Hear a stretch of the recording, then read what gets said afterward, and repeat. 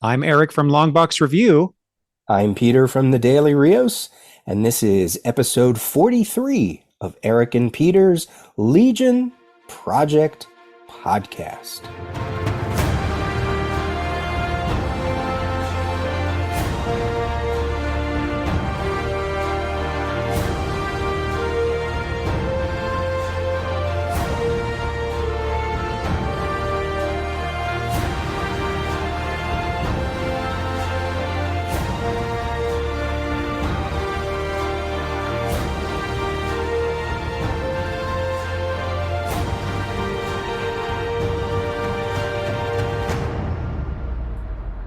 Welcome to the Legion Project Podcast. This is Peter.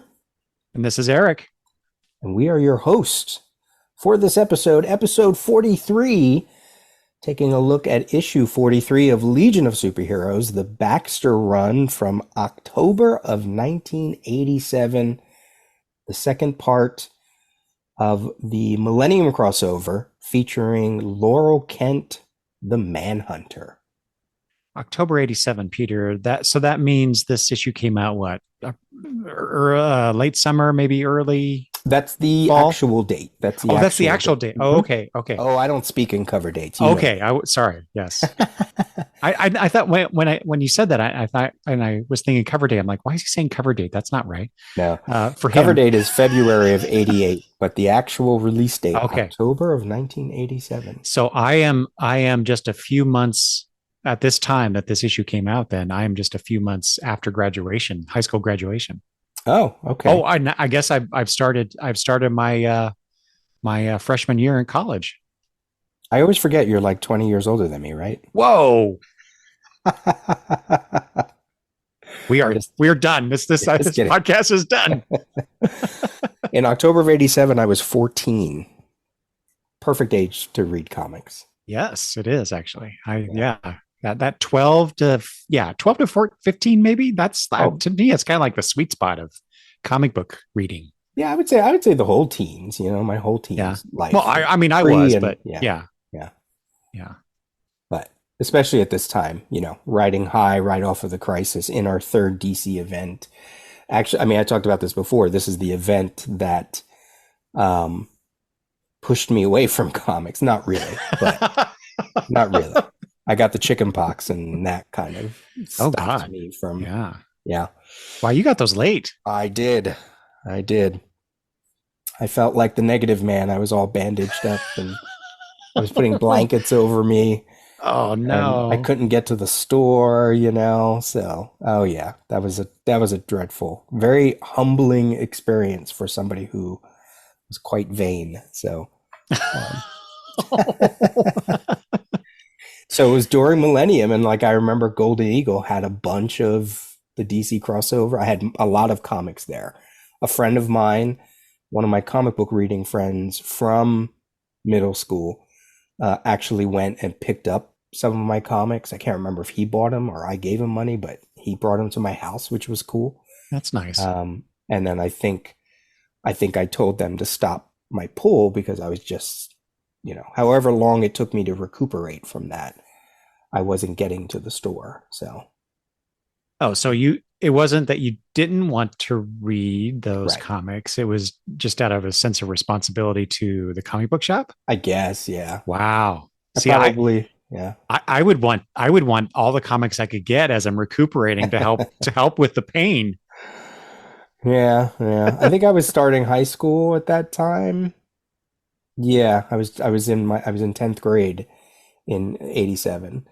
I was just about ready to turn 15. So comics were starting to fall out, Mm-hmm. and mostly because of money more than anything. Oh yeah. I've been there. Yeah. So, and so as the cover says, week six of Millennium. So we're going to talk about Legion of Superheroes 43. We're going to talk about some Millennium. We're going to wrap up Amethyst number 4. But before we do that, we should just really quickly here say happy 6th anniversary. Our previous episode, even though it came out in September, we recorded in August. Now we're recording in October. Our 6th anniversary was on September 4th 2023, which you posted on Twitter. So happy belated anniversary. Happy anniversary to us, Peter. Yes. 6 years and 43 issues. Plus well, some. Yeah, technically, this is our 58th episode. Mm-hmm. So, 9.6 episodes a year. That's not terrible. That's pretty good, actually. Yeah. That beats my podcast score. So So, any hopes, ideas, wishes for this anniversary? well, I'll tell you what, it's funny you bring it up because I was just thinking, I think this morning, as I was thinking about our recording this evening, that we're 20 issues away from the end of this volume. And I was thinking, well, given our track record, it's going to take us a few more years. But I was thinking, oh my God, we're going to be done in a few more years. I'm like, oh no, what are we going to do then? Yeah. We could conceivably, finish in at least 2 years. Because if we have 20 issues plus we do our tales, and if we were on a decent schedule, we could absolutely finish in 2 years. 2 years from now, we could probably be done, which is crazy. Yeah. But we have lives, we have schedules. I'm lazy with the editing, so. Oh, no, you're not. But it doesn't mean that I'm not excited, especially because we are 20 issues from the end, but we are really close to issue 50, which is, I am really looking forward to that. Mm-hmm. Mm-hmm. And whatever that means post 50, I'm so excited for that. So, if it was up to me, we'd be recording every other week to get there. But no, to your point, I think we have some good stuff coming up, stuff that I haven't read, so I'm looking forward to continuing on. Well, and stuff I have read, I know, and I don't remember a darn thing about it. Right. At all. Right. The other thing, just to quickly mention, I don't know exactly how many issues Green Arrow is up to right now, maybe issue 4, but at least for the app, you can read the first 3 issues of the Dawn of DC title. Joshua Williamson writing, Sean Isaacs on art. Issue number 3 of Green Arrow, if you're not reading it, features Bendis's and Sook's version of the Legion of Superheroes. Interesting, they would continue that, right? And not do some. I don't know what was the last thing that I guess Dawn of DC was the last thing that happened, right? In terms of cosmological, perhaps kind of stuff. So why not just hand wave that away? If you are a Legion completist and you don't know that they show up in that issue, there you go. Yeah, I just looked it up. They are up to issue 3, so I'll have to dive in, especially given what you just said. Yeah, I would. Yeah, Green Arrow is not a title I would expect an appearance of the Legion to be in. So that alone makes me want to read this. So, and it's not a big appearance. I think it's just a glorified cameo. They show up in a bunch of pages for some reason or another. But Green Arrow, as we were talking off mic before we started, the Green Arrow title, it really is Green Arrow and the larger DC universe. Not only just the Green Arrow family, but there are things that are going on in there that are bigger than most people might realize. So whatever they have plans for Dawn of DC, that's one of the books. That's one of the foundations. Yeah, that's so weird to think. Green Arrow as a foundation of the DC universe. Yeah. But oh well. That's all the preamble. I think that's all the preamble. And as I said, we're going to get into this chapter. So let's do some synopsizing. Let's do some general thought sizing, some cover stuff. Cover sizing? Yeah. Let's do Alrighty. Issue 43. And Wake to Find a Dream by Paul Levitz, Greg LaRocque, and Mike DiCarlo as artists. Arnstar, inking assist, John Costanza, letter I forgot to say Paul Levitz is the writer, Carl Gafford, colorist, and Karen Berger continues as editor with a cover by Steve Lytle. The Legionnaires discover that no one escapes the Manhunters. Really? Really? I think that we'll have a differing opinion of that statement as we go through this issue. But continuing from last issue, the Legionnaires free themselves from the destroyed Manhunter Temple. Polar Boy calls a meeting to discuss the Laurel Kent affair with the assembled Legionnaires, but finds many are not around, including Wildfire and Quizlet. And Chameleon Boy has left a message that he will be unavailable while he does some Legion espionage squad work. Meanwhile, Timberwolf checks Quizlet's quarters, finding them devoid of pretty much anything save for a small black hole floating there. Brainiac 5, Element Lad, Dream Girl, Sunboy, Tellus, Shadowless, Invisible Kid, and Shrinking Violet investigate an area of the Amazon where they encounter a group of immortality cultists, but no Laurel Kent. At Science Police Headquarters Interlude, Chief Zendak offers Schwan Aaron some career advice when another officer rushes in to inform him that someone is attacking the Grand Canyon. Surprise, it's Laurel, searching for the immortals she is supposed to eradicate. The Legionnaires arrive and engage. Sunboy tries to reason with her, but to no avail, and Laurel takes the device Brainiac 5 was using to trace the Green Lantern energy.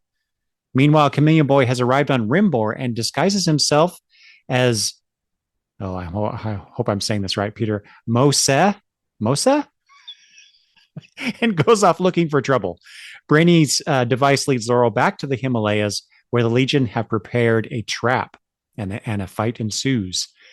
That is until Sunboy blasts Laurel into one of the nearby buildings, and she realizes the immortals she seeks are not there, and that she has failed in her mission. She then decides to blow herself up. Back at Legion headquarters, Timberwolf reports what he found in Quizlet's quarters just as Atmos announces he has arrived to join the Legion. Oh, Atmos. General thoughts. I'm kind of curious about what you think of this, so why don't you, I'll let you go first. Well, you know what? Given how much I enjoyed issue 42, I went into reading issue 43. I was a little apprehensive because, I think we could agree that Levitz's his two-part stories. I'll say that in particular. The second part, I don't think they are as strong. The endings aren't as strong as the beginnings, and so that's what I was expecting. Okay. And I think that this kind of still fits that mold. So, this second part was really just little more than a slugfest for most of it, and then we have a bunch of interludes, setting up some new subplots. So, besides that, I did like, though, that the team still manages to give Laurel a bit of pathos in some of those moments with her when she's reflecting on things, or even just talking with some of the Legionnaires there as they're fighting. But I had a lot of questions about, well, why is it this? Why did they do it that way? It just seemed like the plot was maybe just a little more convoluted than it needed to be. And it was just like they were explaining things to the characters were sometimes explaining things away so that we would not question those things, but I still question those things, I guess. So it's just like I was just not this issue just simply was not as engaging as last issue for me. Okay. Just finally, I did really like the titles though of these two issues. Mm-hmm. Because I felt like it really relates to Laurel's plight. She wakes after 1,000 years, but she's unable to find that dream of murdering people. Or her mission. Yeah. Yeah. Did any of that bother you? Does it bother you that Levitz decided not to humanize her there at the end? I'm kind of going into a large thought already, I guess, but I wondered, Well, I think he really did try to humanize her. He just didn't go that next big step for her, to me. humanize her through the Legion's eyes or the reader's eye. Like, I don't feel it doesn't come from her, right? I don't think it comes from her at all. I I thought so. I thought so. Oh, interesting. Probably more so in the last issue, and I touched on some of those things last episode. Yeah, But last episode, sure. Yeah, yeah, I would agree with you there. Yeah. But this issue, I, yeah. I Okay. I think there's a couple things at least in here where I could see a through line between the first issue, the first part of the story, and the second part of the story. So to me it was more like a continuation of that. So I felt like there was still a bit of a spark there. But Okay. I think I am agreeing with you where I think you might be going with this, that there's also a bit of backpedaling with her. I think to then mm, pull us back emotionally from the character in the end. So Okay. it was to me it's there they were Paul especially was really trying to make her. I mean, because there's a lot of references to her being a robot or an android or whatever. So the Legionnaires in that aspect are really trying to dehumanize her. But okay, well, maybe we're Okay, let me tell you why I think okay. the only Yes. reason I brought it up is because I agree with some of the things that you're saying about the general thoughts that by the time I got to the end of this issue, I felt like Levitz understandably wasn't allowed to really give a definitive ending because first of all, the Millennium event isn't over yet. Oh, right. Yeah. You know, we're in, if this is week 6, we still got a few more issues to go. However, the main premise of Millennium is that 1,000 years from DC's present in 1987, there's supposed to be a rise of some immortal race. So technically, this should be the end of Mm-hmm. that conceit, right? That premise. But Levitz can't. He's not the one that's supposed to tell that story. Mm-hmm. So either because Millennium isn't done yet, or it's not in the main book. And ultimately, that's not the point. They wanted to build off of what was going on in the present. And those chosen that we see in Millennium, obviously, they're going to get a new title, which they do in 1987 or 1988. So, you know, this is supposed to work as a crossover tie-in story, not as the definitive, like, oh, by the way, this is the climax, the resolution, the epilogue of all of it. Mm-hmm. But he's not allowed to do that. Yeah. So when you say that, like I wrote here things like, wow, there's partially it's an ambiguous ending. Does it spoil Millennium? On one aspect, you can say the Guardians were right because of the things that are said at the end about some possible immortals, maybe. Um, so this is what I wrote. I said it puts an end to the question of whether Laurel was still Laurel by the end. I thought the artwork was decent. I don't have quite the same feeling I did for last issue, where everything was working last issue. Story, sequentials, art, all of that. While I don't think there was anything in this that I would critique majorly art-wise, and there are a few things that I like. It's better than some of the issues we've read. There's some things that I wish maybe were a little better. But there's no real big splash pages and no iconic like moments, and that's not LaRoque. So sometimes I feel the weight of what this issue could be is hampered by that, if that's the one criticism I have to give. Yeah. And and to your point about, do we still see things going on with Laurel, I think that really hurt by the artwork not showing any of that. Mm-hmm. Mm-hmm.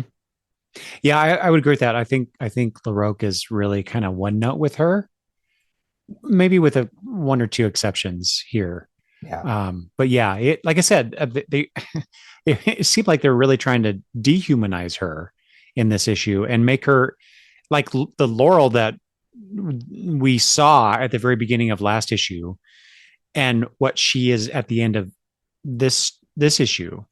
They're completely different characters Hmm. that just share this history, this name, Right. and which I think is unfortunate, because why why even put in certain things that make you sympathize with her if your whole point is to turn her into a a robot that just in the end just blows herself up for Right. no good reason. There's no, if you don't have that emotional connection with the character, then there's no tragedy here. And I think really what we're missing for this ending, Mm. despite the whole millennium um connection, and whether this should have been some sort of coda or epilogue, like you said, for that series. Publication wise, they couldn't because it was only 6 issues in or 6 weeks in. Right. Um, yeah, there's just no real weight to this by the story's end, and so that's where it just completely fails in my mind. It's so interesting because, I talked about in the last episode that I really like Laurel Kent. Mm-hmm. I like her as one of the side characters in Legion of Superheroes. But by the end of this, you're right. I don't consider this Laurel. Laurel Kent doesn't exist. Doesn't exist anymore and doesn't exist technically. Right. Um, and I didn't feel any tragedy at the end. In my mind, she's a manhunter, she's a robot, we're in the Millennium event. Manhunter sleeper agents are popping up all over the place. Some of them we might have some conflicting emotions about. Other ones were like, oh, they just picked that character to be a manhunter, and now we have to accept that they're bad, and that's it, you know. Yeah. So it'd be interesting to go back. I'll have to do that on my own, or like to go back and look at the various agents and go, which ones were shockers, which ones were like, no, not him. Um, Well, uh, to your point, when I read, I shouldn't say reread. Well, I did. It was a reread. I just didn't remember. When I think it was the first issue where James Gordon clocks Batman. mhm, mhm. I remember because I remember reading that at that time, and was like, what? Jim Gordon, what? And it got me again reading that issue for this series. Right. So I mean, that's a yeah. little different because he was replaced. Oh, sure. But Yeah, still the just the idea of sure. a Jim Gordon betraying Batman like that was just Yeah, like, yeah, yeah. wow. Right. But I never felt that going into or discovering years later that Laurel was a manhunter. So Mhm. Yeah. Yeah. So, okay. So we'll talk more about that. Let me see some other things I wrote here. There was a writer in the letter column in issue 47 about this issue that implies, does this two-part crossover work to tie into Millennium, but yet be its own thing? I think it does. I think it succeeds in being a tie-in and also being a Legion story. yeah. Even if we have issues with the second part. At the very least, it does give us insight back into the Legionnaires themselves, how they feel about Laurel, how they feel about what she did to them. Certainly, the wrap up. There's that page where they have that really interesting conversation that probably could have gone on for 5 more pages, but um, I think that's good. That's a Levitt's strength that he can flip Yeah. the story always to make sure that it's about the Legion. Right. I do like that. Mm-hmm.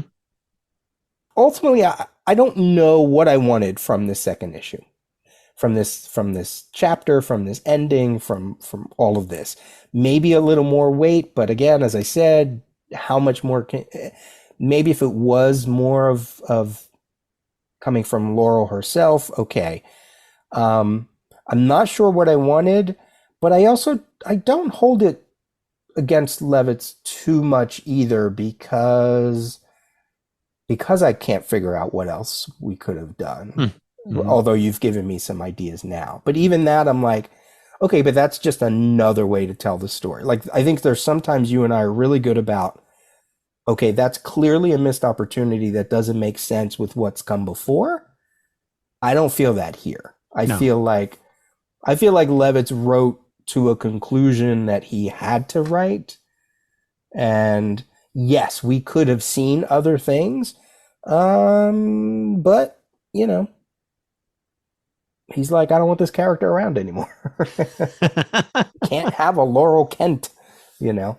I do think, as we talked about before, it would have been great to have her still around and she'd pop up every now and then. And who knows? Yeah. You could, there are 1,000 ways you can say she survived and she could have come back, you know. That would have been Mm-hmm. interesting. Mm-hmm. But that's, you know, that's a different way to kind of think about the issue. So yeah, so I'm sort of like, I don't like it as much as the first part, but I don't dislike it either. It's Yeah. it's like, yeah, okay. Oh, okay. I got some things to talk about. Mm-hmm. Yeah. I mean, I would agree. I've certainly read worse issues in this run. Yeah, sure. I would agree with that. Do you know offhand, for the other titles, DC titles at that time, where they did a crossover like this or a tie-in like this, did they do multi-issue stories, or just was it a done in one situation? Most had several, Okay. yeah. Or I should say two, because it was an 8-week event, it's 2 months. So Oh yeah, most yeah, had you're right. two. It would be Yeah. two. Yeah. Okay. Yeah. Yeah, I was just curious if anybody else had done things differently. Right. I mean, obviously it's hard to say. You do a comparison when I haven't read any of those other Yeah. issues, or at least I don't remember any. I'm If I sure had to, I've read some, but I don't recall them right. right now. If I had to make general, just give a general idea of those tie-ins, they usually all were confrontational, Mm-hmm. because once the Manhunters revealed, you got to fight them Right. because they're in your midst, you know. If it wasn't a story about that, it was a chapter between issues of Millennium. So something would start in Millennium, like the issues we read for this episode, where they have to, you know, for one instance, they have to go into the Manhunter headquarters in the swamp. In another one, they have to go out in space. Well, then you had to jump to Justice League International. You had to jump to, I think, Firestorm had one of those out in space issues. Um, the Swamp crossover was a lot of fun, and that was in 4 different issues. So it was either or. They were either dealing with the Manhunter in their lives, or it was part of the story that Steve Englehart worked with the writers. So it was really close knit in that regard. It's whether you just liked what happened or you didn't like what happened. Mm-hmm. Like the Kevin Maguire stuff in Justice League International, when they go to the planet where this where they're making the Manhunters. That's a fantastic issue. It's beautifully drawn. It's funny. Um, I can still remember that tie in to this day. I can remember little comedy bits. You know, Hawk Girl or Hawk Woman turning and saying they went that away, and she's like, I always wanted to say that. You know, like these are things I haven't read that issue in years, and I can still remember little bits and pieces. You know, so yeah, as you said, I think this is one of the better ones because it was able to be isolated. So that's why we're talking about it. How okay, that just sparked something. So we've had a crisis tie-in, so to speak. And now do we have Legends besides the Cosmic Boy miniseries? No, Okay. So then this, what's your comparison between those two tie-in issues? I think, Two sets of tie-in issues. yeah, we talked about that last time. I think Levitz is just really good at using the tie-in to tell his Legion story, Mm-hmm. whereas most writers think they have to tell a Millennium story in Mm. their book, and he's like, no, I'm going to tell a Legion story using Millennium. You know, the I wonder Crisis. sorry, I wonder if it being Legion and being so sequestered from the main DCU, that it just makes so much sense and Right. makes it much easier for Yeah. him to do so compared to other titles. Right. Because he says in the letter column, he says that they said that I had to do this. It's so funny. He's one of the upper, big bosses, and they're like, "Oh, by the way, you need to do Millennium chapters in your books." And he was like, "Oh, okay." And then, so it's like where he got away with it with Legends, and I think he begrudgingly did the Crisis one from but that was a Crisis. Everybody Hmm. was affected by that. Yeah. So yeah. Well, let's talk about the cover. Let's get before we All get right. too deep. Let's talk about the cover. Stephen Lytle, Manhunter versus the characters in the book. I think it's fine. Yeah. I liked it. I especially like. So we've got Laurel Kent holding a what looks like an unconscious sun boy above her with all these flames in the background, right?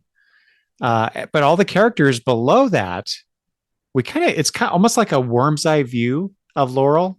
Not quite, Mhm.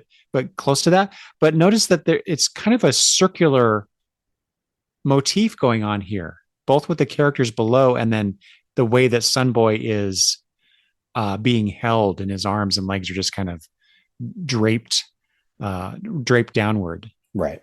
I don't know. For some reason I like that construction. Right. I mean, it has to give room for the Millennium banner and the design.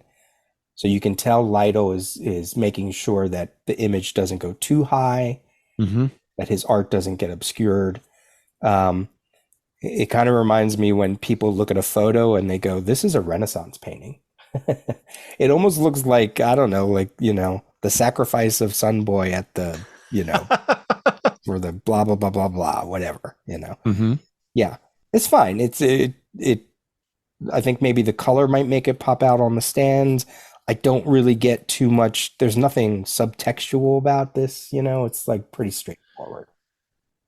Speaking of color, though, well, I don't know if it's a color issue or not, but I noticed that so that some of the costumes are different than what's shown in the issue. Mm, Um, Specifically, Shadowlass and Dreamgirl, their outfits are just a little different. And then, of course, Sunboy's costume is colored incorrectly in some parts. yeah, his shorts are red and they should be yellow. I don't know. I kind of like the difference though. I think a nice difference. I could see the differences in design in the costume being just either Lytle doing this so far in advance, or Right. just not paying attention to what's going on inside Yeah. because Or he's like, just I think their costume should be different. So I'm just going to do it on this cover sure, because I like what he did with especially Shadowlasses. It's right? different. Oh yeah, some boy's all wrong. His leggings are wrong. His boots are wrong. Mm-hmm. Hmm. Carl Gafford or whoever did that. What's going on? I mean, that's a mistake that you normally don't see on a Yeah. cover for so Okay. Probably one of our shorter cover conversations. I know there's just not. It's like okay. If you want to delve a little bit. So what do the flames mean? Is that supposed to be some sort of manifestation of the conflict? Is it that Laurel hates the Legionnaires with the rage of 1,000 burning suns? I don't know. It's like what am I supposed to make of this? Or it's just Sunboy is the focus. So just like his other cover from the teens, whatever that was, issue 14, 15, something like that, 16, which also I think had some kind of flame Oh effect to it, yeah, you yeah, know. you're right. Yeah, Yeah. but I do like just one last thing. I do from my uh, perspective. I like how Shadowlass she's got this uh, look of great concern given the situation with Sunboy, and we got Tellus. He's actually, he's throwing some telekinetic or telepathic thing. I don't know. I like the different poses and facial expressions of all the characters. Yeah. Lytle just does a superb job at individualizing these characters in very subtle ways sometimes. Yeah. That's not an easy shot, you know. No. Element Lad, we see the back of his head. You know, we're seeing all, like you said, all the characters are around in a circle. That's not an easy anatomy shot, perspective shot. So that's why Steve Lido is a good cover artist. Mm-hmm. How do we want to talk about this? So this is it's an issue about the Legionnaires trying to find Laurel, right? She's on the hunt for these immortals, and the Legionnaires are chasing after her. I guess let's start with the opening sequence, the escape from the destroyed Manhunter temple in the Mm-hmm. Himalayas. What thoughts do you have about just that opening sequence? Because that's kind of separate from all the rest. Well, one, I'll just, I think you said before there's not many or any splash pages or, things like that. But Mm-hmm. we do get, I was just flipping through real quick. I don't see anything like that besides this first page, which is, yeah, I think that's it. Just that it's to me, it's an odd thing. Um, because there's no, we don't see any Legionnaires. It's just the debris after this explosion. Right. Um, it's just setting the scene. But it's unusual to me for LaRoque to do something like this. Hmm. He usually doesn't give us a lot of this kind of construction of a scene. Right. I tend to think that Giffen did stuff like this all the time, Sure. but this is unusual. What I like about this particular scene is Sunboy's anger. So he's finally reacting to this situation. Mm-hmm. Whereas when he came into it last issue, he was pretty much, "Hey guys, I'm really sorry. I didn't realize that she was a murderous robot." And Brainiac 5 was just like, whatever, dude. But now, he's out for some blood a little bit. And so it was nice to see the jilted lover, so to speak, have some sort of emotional reaction, especially given that, what we know of Sunboy is he appears to be, and maybe he is, a pretty shallow womanizer, at least for the last few years of this particular title. Mm-hmm. So it's kind of nice to see him, feel something. I think both him and Tellus, Levitz gives that notion to both of them throughout the Yes. issue. And in very different ways. Yes. Yeah. Sunboy he's not wildfire, right? So he's not going to blow himself up. He's not going to rage, but it feels, whenever wildfire does it, most of the other Legionnaires are like, all right, it's just wildfire. But Sunboy's doing it, and he's powerful. Mm-hmm. And even when he's escaping from all of this, everybody's like, "Oh, wait, yo, slow down. You're going to hurt us in the process." Yeah.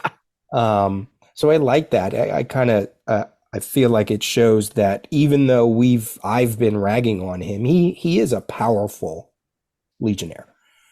With Tellus, it's more of this shock. This is his friend. Laurel's his friend, his roommate, someone that not his roommate, classmate, that he's been with in the academy for, probably years. I would say, at least 1 or 2 years. I like how both of them distance themselves from her, especially later on, where Tellus calls her an android and Sunboy corrects himself and calls her a manhunter. Right. So what I said before about Levitz using this story to show us what the Legionnaires, how they're going to react, and it may not be the strongest reaction, but at least it is a reaction. He's at least giving us that. So yes, that through line throughout all the issue is very nice to see. Well, Shadowlass included, right? Because she made some comment last issue. I don't remember exactly what it is, but she says to tell us when he's kind of feeling the moment on page 4. Whoever, but Shadowless is like, tell us you're sweet but naive. Whoever Laurel Kent is, she's an awfully convincing liar. So she's trying to, I guess, console him in her way. Which, if you're not Monel, it's not necessarily the most comforting, I guess. Hmm. Hmm. Um, but yeah, but then Tellus's reaction, it's hard to admit to myself that she was the same human who was once my friend. And like you said, later he's distancing himself Yeah.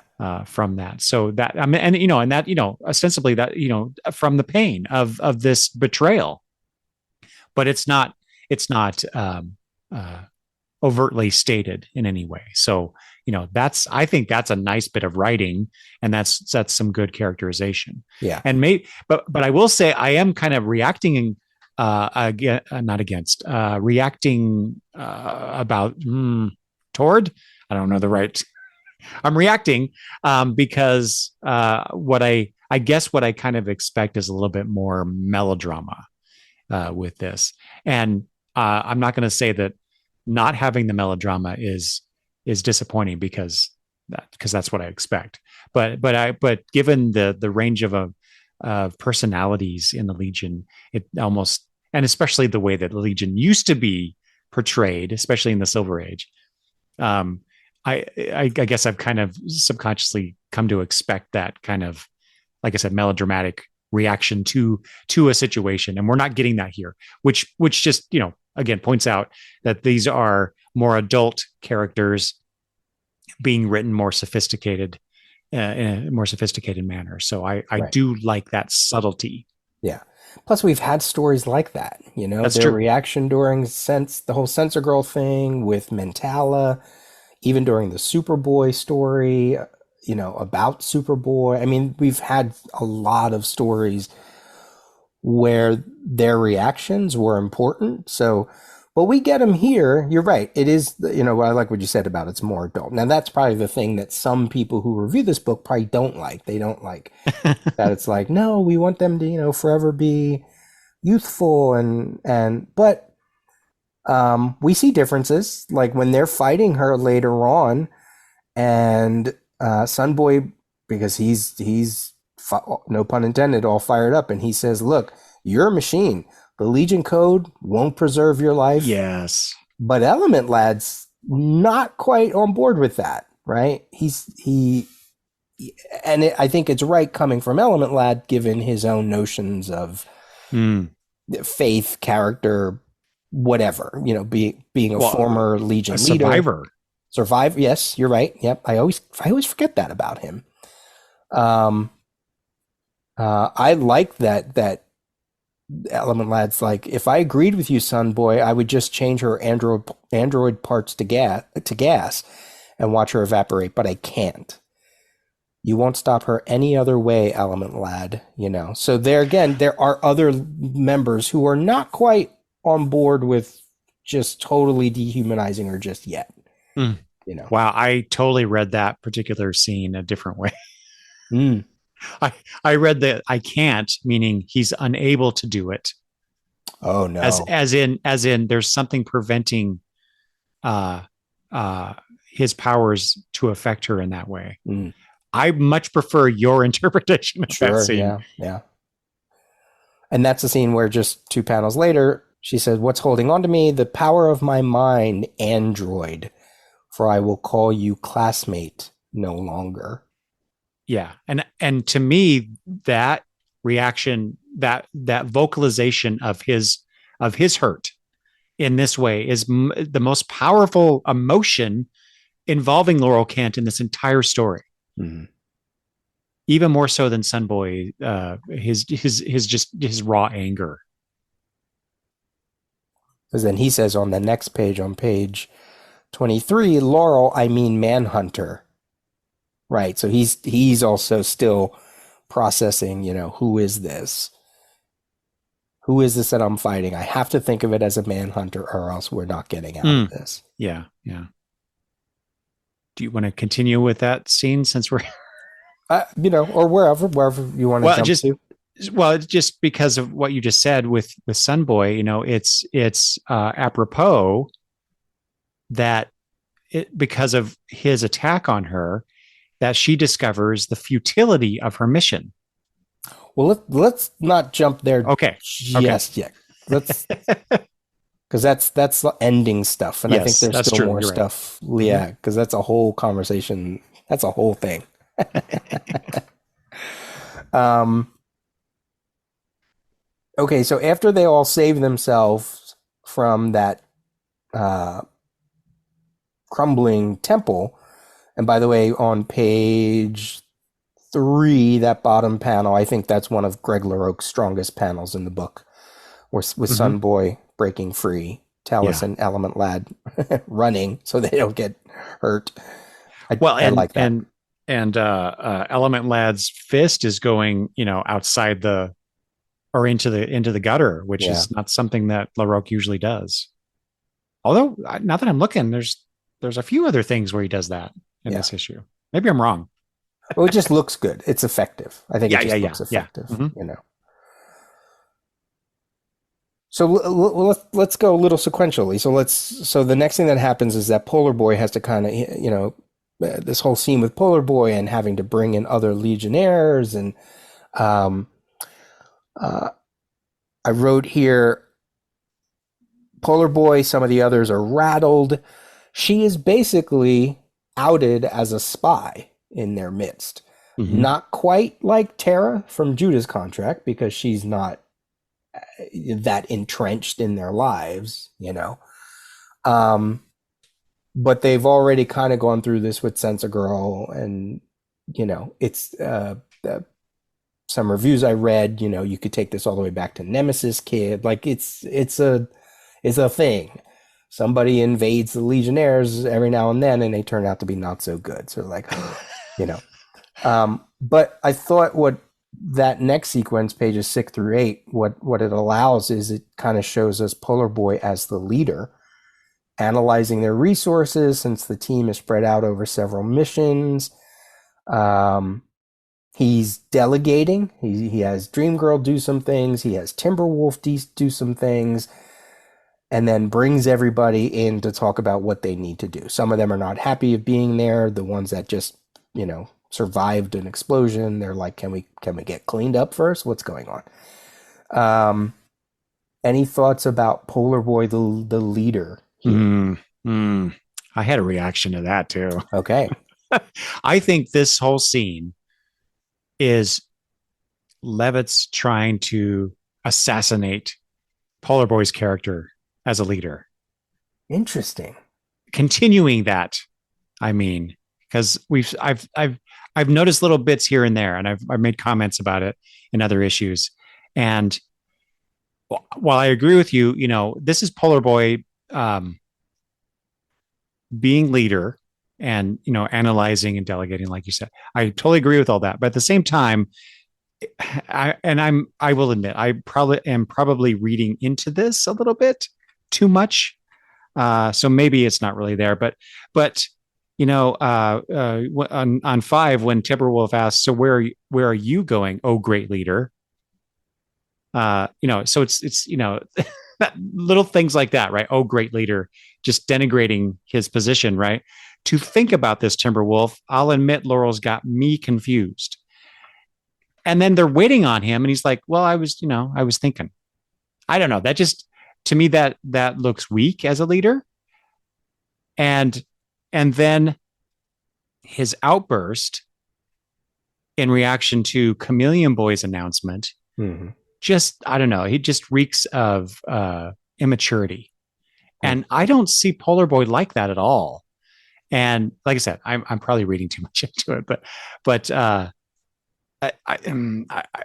really think that Levitz is, I don't know if he's actively working towards something, or he just has this kernel of a thought about Polar Boy, or it's a reaction to the fact that, oh, the damn readers gave me this guy, so I got to do something with them. What could be interesting about this?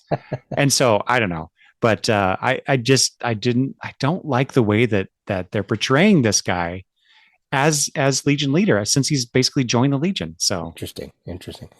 Well, if you ever, I don't know if it pops up in the Legion Companion at all, but it would be interesting to hear if that was Levitt's reaction to the most recent election, as you said.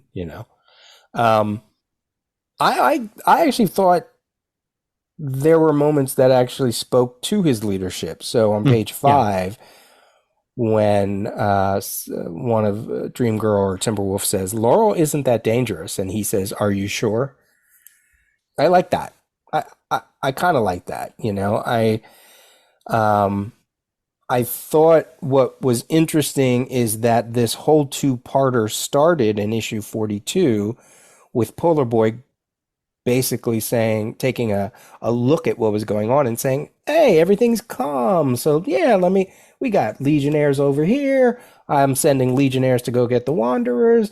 Things are chill, no problem. And then, of course, famous last words, the S hits the fan, and now he has to deal with this. So, is it a counterpart to that? Like Hmm. the first issue showed us what he's like in that regards, and now when he has to step up and oh my God, everybody is spread thin, some of it at his doing, and so he has to take stock. So Yes. No, oh, you're right. You're right. Given that continuation from that first issue.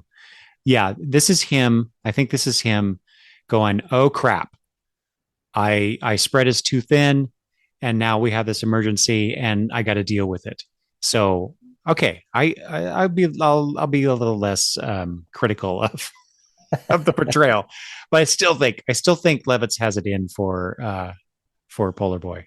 yeah, and I will say this too, and you're right. His reaction to Chameleon Boy basically pulling rank is Polar Boy was an outsider to the Legion of Superheroes. Then he becomes a member and quickly becomes leader. Not to say that he probably didn't know what the Legion Constitution was when he was a substitute member, and that, you know, he, I'm sure he read that on some level. And as leader, maybe he did too. I think Night Girl was the one who said, he was the leader of the substitute heroes for a long time. I mean, he does know how to lead in some regard. Mm-hmm. So I also kind of gave him a pass on that outburst because, yeah, Dream Girl's like, no, dude, that's not how we run things. And he's probably like, oh, crap. You're right, you know, because he's a newbie, but he should know. So, See, I see Polar Boy as the guy. He's read that Constitution and the rules yeah. so many times because he's got an inferiority complex that he's trying to overcome by or because he is leader of this group, the group he's been trying to join since day one, and now he's leader too. So I don't buy that, but I will say his reaction does make sense in the sense that he's again making up for the fact that he spread the Legionnaires so thin that there's not enough people to deal with the situation. And now one of them is removing himself completely without checking with him. Yeah. So I can see that. Yeah. But how cool is it that we're getting a Legion espionage squad situation forming here? I was trying to remember when we had an espionage squad story, and I think it goes back to the time in the previous volume where they go to the Kund homeworld and then end up on that asteroid, that freezing asteroid. Unless I'm forgetting something. Yeah. That years ago is your point. Yeah, Yeah. yeah. All right. So then that then kicks us off into them searching for Laurel in the greater Amazon region because of two things, because of these immortality cults and Rumors, rumors. rumors of cults, but that Yeah. just happened to be there anyway. Yeah. And unsolved thefts of energy. Um, not much to this sequence other than well, there's another art thing that I like at the top of page 11, Shadow Lass, when she's drawn like that, when the Oh yeah, darkness comes out of her and her cape. I'm all for it. I love that. Well, and since you brought it up, I mean, that was one of the things that was most striking to me as well. And again, there have been some recent issues where they're kind of playing around with her powers and how they're depicted. And in that fourth panel on that page, they go up above the shadow form or whatever, and it's like they come out of it, and it's their trail. It's like if you come out of a, I don't know, I'm trying to think of a good analogy here. Like sometimes if you see birds or even planes flying through clouds, the the cloud will go up, in the wake of the object. And this is how I think this is how they're kind of portraying her shadow. It's not an absence of light. It is a thing that blocks light. Right. And I don't know that they've been consistent about that over the years with her ability. But I love this idea that it's like almost like an ink, like, or a squid Yeah. ink or something, right? That she projects and controls in some way. So that I thought that was really cool. Yeah. There's form to it. There's some kind of Yes. form to it. Yeah. Yeah. Yeah. Weight to it. When I read the part about this whole like immortality cult, and last issue, Laurel even says, she talks about a race of immortals about to be born. And I don't know why. I'm sure we talked about this and we answered our question last episode where we said, why now? Why is Laurel being activated now? And it's because it is 1,000 years later. That's what. So she's emerging now because she wants to go find the immortals. I know something about it. I don't know if I was just forgetting some of our conversation or forgetting issue 42, but I was like, oh, right, duh. Yeah, that's why she's activated now, because it's 1,000 years later.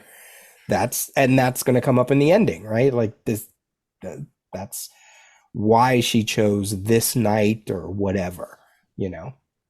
When we get to the ending, again, I'm kind of like, yeah, that's Levitt set that up already. He already set it up as, yes, okay, now I'm, whatever. Let me see what she says in issue 42. It's that scene where she has just come to Sunboy's apartment, and she says, I've waited for this night for so long. So it was a specific moment in time, So this scene made me just think about that. Yes, but at the same time, she's an android. She's been programmed. They make someone uses that word at some point. Maybe even she uses it herself. I'm not Mm-hmm. sure. Mm-hmm. I don't remember now. So the Manhunters of 1,000 years ago knew the precise time that the immortals would emerge in the 30th century. I don't know. That just seems. This is one of those. I like one of the convoluted things about this plot is like, really? Does that make sense? I mean, it makes sense in the sense that, what's the conceit of the Legionnaires? They are exactly 1,000 years in the future. If it's Okay, 1987, it's 2987, right? Like sure, sure. so I Well, that's feel, what I mean. Is it just it's like well, the Manhunters realize, because of what they've discovered about the Guardians and the Zemorons plan. Well, I guess from this point on, it's 1,000 years from now. So, ooh, Laurel, you're programmed now. I mean, does that speak to a weakness for the Well, Manhunters? that's true. Oh, They're yeah, good point. taking Good things point. in too literally, or, Yeah. binary, or whatever you want to say. That actually ties into. Oh, okay. Well, See? yes. Do you have anything else for the Amazon? Just real quick. I like the whole the cultists. Their infatuation with Brainiac 5, the Kaluan. You are the race closest to immortality of all the humanoids, sir. Surely there are secrets of your long lives you can share with us. And Brainy is like, nothing genetics would enable you to benefit from, I'm afraid. Just the idea of a certain group of humans who look at this alien culture alien civilization and revere it because they're just long lived. To me, it gives Brainiac 5 a little bit more, I don't know, a little bit extra something that may or may not ever be played with again, but I thought it was kind of neat. That was my thing. I was like, they're never gonna play with that again. We'll never see these immortalist cults Oh no, no. again, Yeah, So I no. was like, okay, Well, that see felt like that a one-off, just a yeah, see but it's like why did we need these this immortal cult in the Amazon just unless it's just a page filler, or is it more to introduce the tool that he has? and also I think part of it is then what happens at the ending. They get the idea from all these various adventures. Hmm. Possibly. Okay. Possibly. Okay. It's Sure. it's not spelled out on the page. Yeah. Yeah. Yeah. You're right. Okay. All right. Grand Canyon. Grand Canyon, yeah. So we get a little bit more information about Laurel's power. She says she talks about improving her android form over the centuries with the green energy, many abilities they never planned for me. I thought that's great. That reminds me of the cover to 42 that we talked about with the screwdriver and the patches, and she's been working on herself, and I think it also helps to keep pushing the notion that she is other, quote unquote, other. Other from She's the Legionnaires or not other? human, just not, Oh, okay. Yeah. Yeah. The other. humans Yeah. don't, yeah, humans don't talk about themselves in that way, Yeah. Yeah. But also, you know, other from Manhunter, other Manhunters in a sense, because Sure. Hmm. she's had 1,000 years to adapt, and this is where I think it falls down a little bit in terms of the characterization.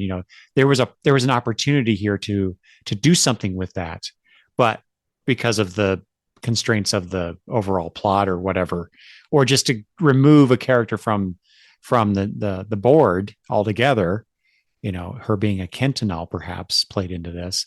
So, we didn't get that. So I felt at this point, we're 15 pages into the story. Here's a possibility of them um, doing something more with Laurel in the future, but alas, that's not to be. Yeah. At least in the way that this issue ends, it appears that way. But at least on page 17, uh, we get a scene that goes back to what you were saying, that you feel that possibly they were trying to Levitz and company were trying to humanize her. That scene with Sunboy and Laurel, where he says, there was someone human by that name. At least I felt you were human. You were a fool, Sunboy. Lusting after an illusion. Are you still deluding yourself? No. Are you? And then he goes in on her. So I thought that must be one of those moments I guess you were talking about. Yeah, and they continue that or well, he says, you're a person if you want to be. You couldn't have faked it all those years otherwise. So it's interesting. If you go through the what is it uh, the psychological stages of grief, right? And so he's gone through anger, Hmm. and he's apparently gone quickly to acceptance in a few pages, because of in the way that he's talking to her and not just attacking her. Uh, or maybe he figures this is a last ditch effort. I don't know. I'm not sure. It's not there really. Yeah. But she rejects all that, and ultimately this is how she, or this is her, her rejection of humanity, of them, of everything. I'm a manhunter. I have no wish to be merely human. So that whole into like 2 pages or 2 pages earlier, where I was thinking, oh, maybe they might turn this around. There might be more to this. No, she's shutting that down completely. Yeah. And it's not it doesn't come across in the sense of she's begrudgingly doing this, or she feels compelled to do it, even though she doesn't really want to. It's very straightforward. Right. That's why, I mean, given, and look at her, the yellow eyes. She almost is androgynous in these two panels, Ah, yeah, you good know? point. If it wasn't for the sort of shape of her bosoms or the curves, other panels, she looks like the old Laurel Kent in her silhouette. But um, she's not Laurel Kent. She's just not, and I if they were going to put a moment of humanity, it was going to be that second to last panel, that close up of her face. Mm-hmm. Maybe in Levitz's script he did say I want that, and maybe that's LaRoque's attempt at it, but it doesn't come through on the page. It certainly doesn't come through on the dialogue. So I don't think it's there. Yeah. But well, if your point is to make you less human, it's to alter the eyes to the point where they're almost non-existent, which is curious because in comparison, Perez was able to do it with Starfire in some way. So yeah, it really does depend on the artist, I suppose. Sure. When you read this the first time, did you think, good Lord, Brainy, how stupid can you be? And then only to that assumption to be subverted later when we discover apparently it was all a plant anyway. Or is it that that they made lemonade out of lemons? Or is it part of the plan? Yeah. For her to steal that device. Is that what you're saying? That's what I mean. Yeah. Yeah. I don't know. Because I took it as, boy, Brainy, you're so caught up in your own thoughts about what's going on, because he's not contributing to the fight. He's trying to figure out the mystery or solve a problem here, and he's just oblivious to what's going on around. Which I actually like this construction of that scene because of that. We see the action in the background of the fight between Laurel and the rest of the characters, with the foreground of being Brainy trying to deduce this stuff or figure things out. I really like the storytelling aspect of this, with that fight in the background. I just thought it was different. It's not something you normally see LaRoque doing here. See, I'm trying to figure out, when do they come up with the plan to do what they do? Well, yes, exactly. And not to mention the next scene with them and what they did with that. It's like, oh, come on. I feel like it had to have happened before the Grand Canyon scene, and that what Brainy is doing is setting her up. Mm-hmm. Right? Yeah. Because the last thing that Element Lad says on page 12 is, like Brainy says, if there's any trace of radiation used by the Guardians or the Lanterns, surely if your group included some of the Immortals, they would be watching over you. It seems that they are not. And Element Lad says that either Laurel was wrong and none of these almost immortals survive on Earth, or we're simply looking for them in the wrong place. And Brainiac behind him, in a more risk-taking artist's hand, he might have had a face that would go, Mm-hmm. I don't know if that's what LaRoque is trying to convey. Yeah. It feels like if they're coming up with a plan, that's when they came up with the plan. Yeah. Now, I don't know. I think you're right. How do they do that in a matter of 10 pages? Whatever. Unless there are some Legionnaires that are missing in the Grand Canyon battle, but they're not. They're all there. Like if Element Lad wasn't there, he could have been off. Yes. Doing what they're going to do. Right. Yeah. But they're not. They're all there. So, how much time has passed between that scene in the Amazon and the scene in the Himalayas? Right. Exactly.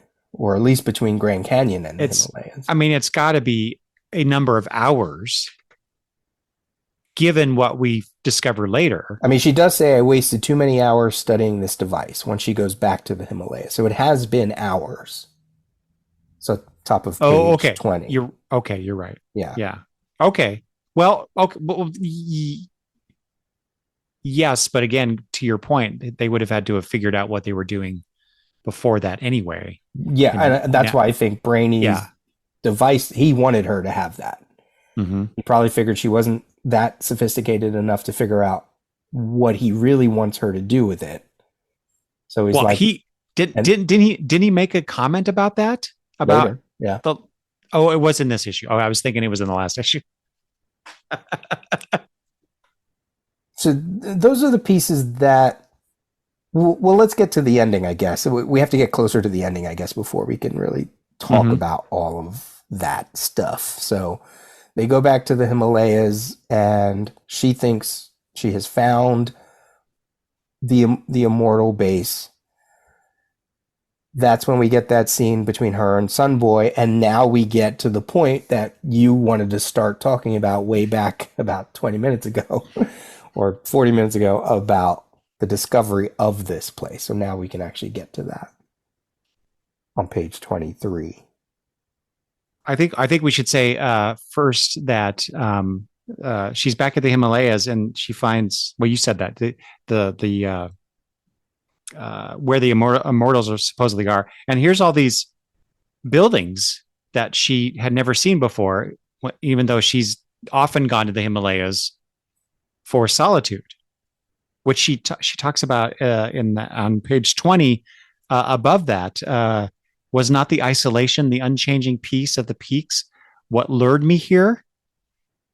Then she rationalizes, why should they not have hidden themselves in one of these valleys as well, and finds it. So I don't know.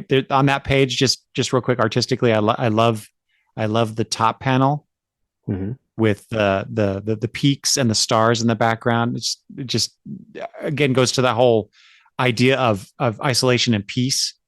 Plus, it colored really, I thought kind of nicely. So it's a very nice panel. In other Mm-hmm. words, and then you get the contrasting colors and shapes of the buildings down below. Um, does that evoke the chosen, the immortals, the guardians in any way? I don't know. Other than the fact that a lot of it's green. Yeah, we get that scene that I was wanting to jump in earlier, where Sunboy causes her to be blown into one of the buildings, and uh, as she says, to have burned me back through layers of ancient decaying. I've been so occupied with the humans, my programming has failed to note my surroundings. The levels of radiation indicate the power of the Owens helped craft these halls or watched over them, but there was no one alive within. And where you were talking about in the earlier scene with her facial expression, that close up, I feel like that LaRoque and DiCarlo have done attempted a little bit more emotion in the Sure. next panel on page 24. Mm-hmm. And given the background too, it's a very contemplative moment for her. And again, that's where I was reacting to her as a tragic character, almost. If immortals emerged from the millennium old crisis, perhaps they built these halls, but abandon them they surely did. Did they go to the stars as the guardians dreamed and the grandmaster feared? Perhaps I should have been programmed, again, that program thing, to emerge after 100 years or a half century, but now I am surely too late. And she gives up. I admit my failure, Legionnaires. Which is not unheard of with a lot of stories like this, whenever you have to overcome a machine, a robot of some sort. Just put them in a situation that messes around with their program. Kirk was great at it. I was going to say, that's a very Kirkian thing. Yeah, right. And only she does it to herself. Well, in a manner of speaking. Yeah, yeah. Because I have to say, I know I read this issue before, but it's been decades. And then I read it again. Then I read a letter column. Then I went, oh, what? Oh, I totally missed the whole fabrication of this thing, of this city, as we get later on, where they spell it out that we did this, we created this. It's such a Silver Age thing to do. Yeah.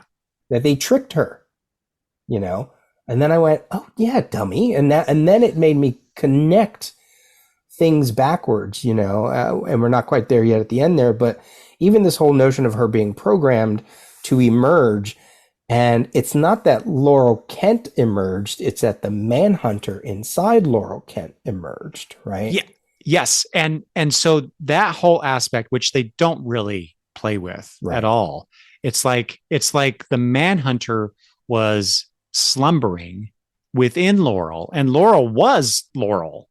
She whatever that personality ended up becoming over the years, Right. especially once she met the Legionnaires, and then she started having this thing with Sunboy and all this stuff.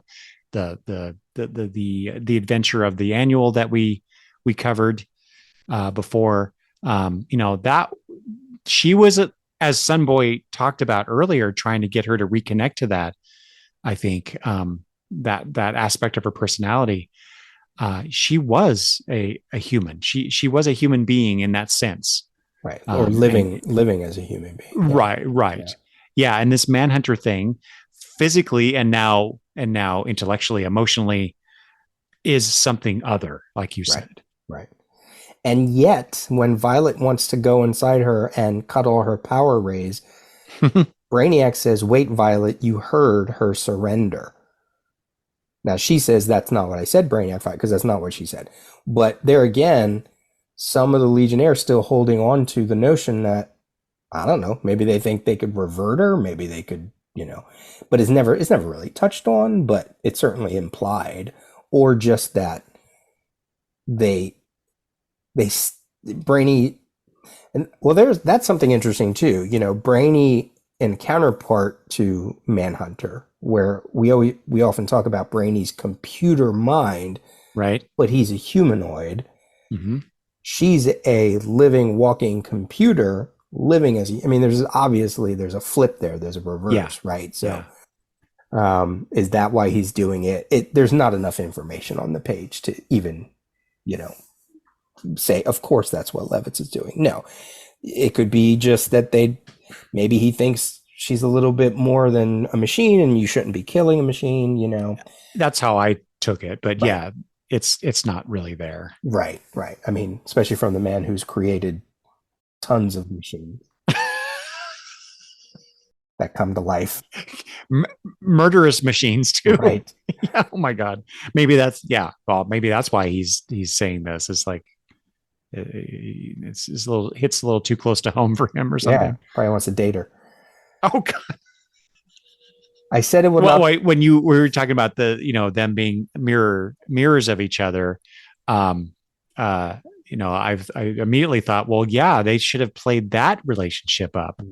But they've never had a relationship, so it would just that would Right, be too much. right. I said it will not be necessary for you to disable me. At long last, no man escapes the Manhunters is no longer true. There's that very binary way of thinking. You are my witnesses that I did all that could be done. It is not my fault. I was programmed to lay await too long. Farewell, Legionnaires. If you meet the immortals in the star someday, give them my greetings, Legionnaires. And then she explodes. You know, she's so defeat. Like the notion was to stop them from being born. Not just she wasn't programmed just to kill them, even if they were born. Like it's the like is her mission done? But she apparently thinks it is. Well, see that I don't buy this because of how much she has learned to adapt over 1,000 years. Mm-hmm. That she can't adapt to this new um, situation and reprogram herself, because she has done that. She became Laurel Kent, and then go off into the stars and search for the immortals there, or wherever they end up, or if they ended up. I don't know. So I have problems with that. Uh, that aspect. I don't know. It's just If the immortals even exist, right. Exactly. Yeah. she thinks they do because remember she's right. Like this is all a trap. They set her up. So did they Kirk speech her by doing this? Did they totally just whammy jammy her mind? It's like, they're gone. Not only are they gone, but they have been gone for a while. which is why she's saying, I should have been programmed to, it's messy. Yeah. I'm Yeah. Yeah. just Yeah. throwing stuff out. Yes. Yeah, Yes. Yeah. it's messy, which is probably why I didn't pick up on the first reread that this was all fabricated. Mm-hmm. This city, the energies, it was all fabricated by the Legionnaires. Yeah. I will admit I missed that on my first read of this as Yeah, well. So, and then when I get to that, when you get to that, where do they say that on the next page? 26? 20. Yes. Well, yeah. I mean, I think I actually really like this page. Yes. Mm-hmm. I think there's so much good stuff, characterization, personalities, moral debates, whatever you want to call it. They're first of all, they're laying her to rest as Laurel, not as a manhunter. They're giving her a very human resting place. Again, holding on to that notion. She lived long enough, and Sunboy's the one that says it. She lived long enough as Laurel Kent that she deserves to be remembered that way, not as a nameless manhunter. I so wish that Brainiac 5 had said that line, but I Mm, understand emotionally why it makes a good story point to have Sunboy do it. yeah. I wonder if what she said about the manhunters and the immortals was true. Shrinking Violet says, I doubt it, Invisible Kid. And that's where and then Shady, which I think she's the right person to say this as a planetary protector, as someone who has lineage. You could even headcanon that, you know, the whole Legion 89, 90, 91, her ancestor was part of that. There are many legends across the galaxy that are true, Violet. Even the Guardians are only legend on many worlds. We never even heard of them on Trom. And then Brainy says, truth. I hope it held truth. More truth than this city we fabricated and irradiated to trick Laurel into believing it had once been the home of her so-called immortals. I mean, that's it. That's one word balloon that I probably glossed over and was like, oh, and then I went back. I was like, oh, wait, that was all fake. They whammied her. They whammy jammied her. And then Sunboy cements it. She lived a lie and died from one, Brainy. That's fair. Is it? Really? Brainy says.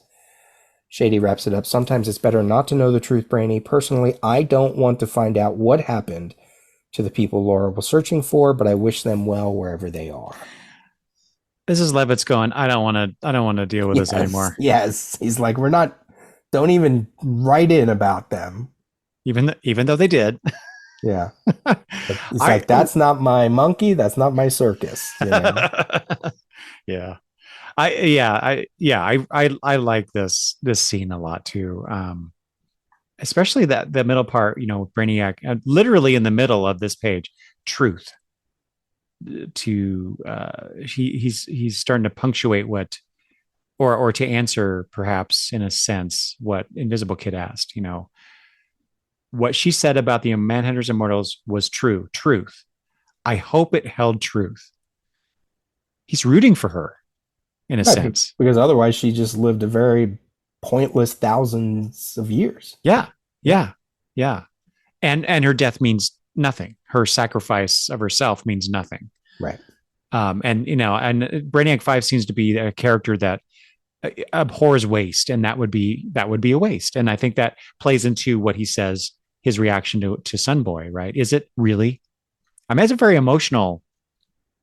This is Brainy's emotional moment in this issue. Yeah.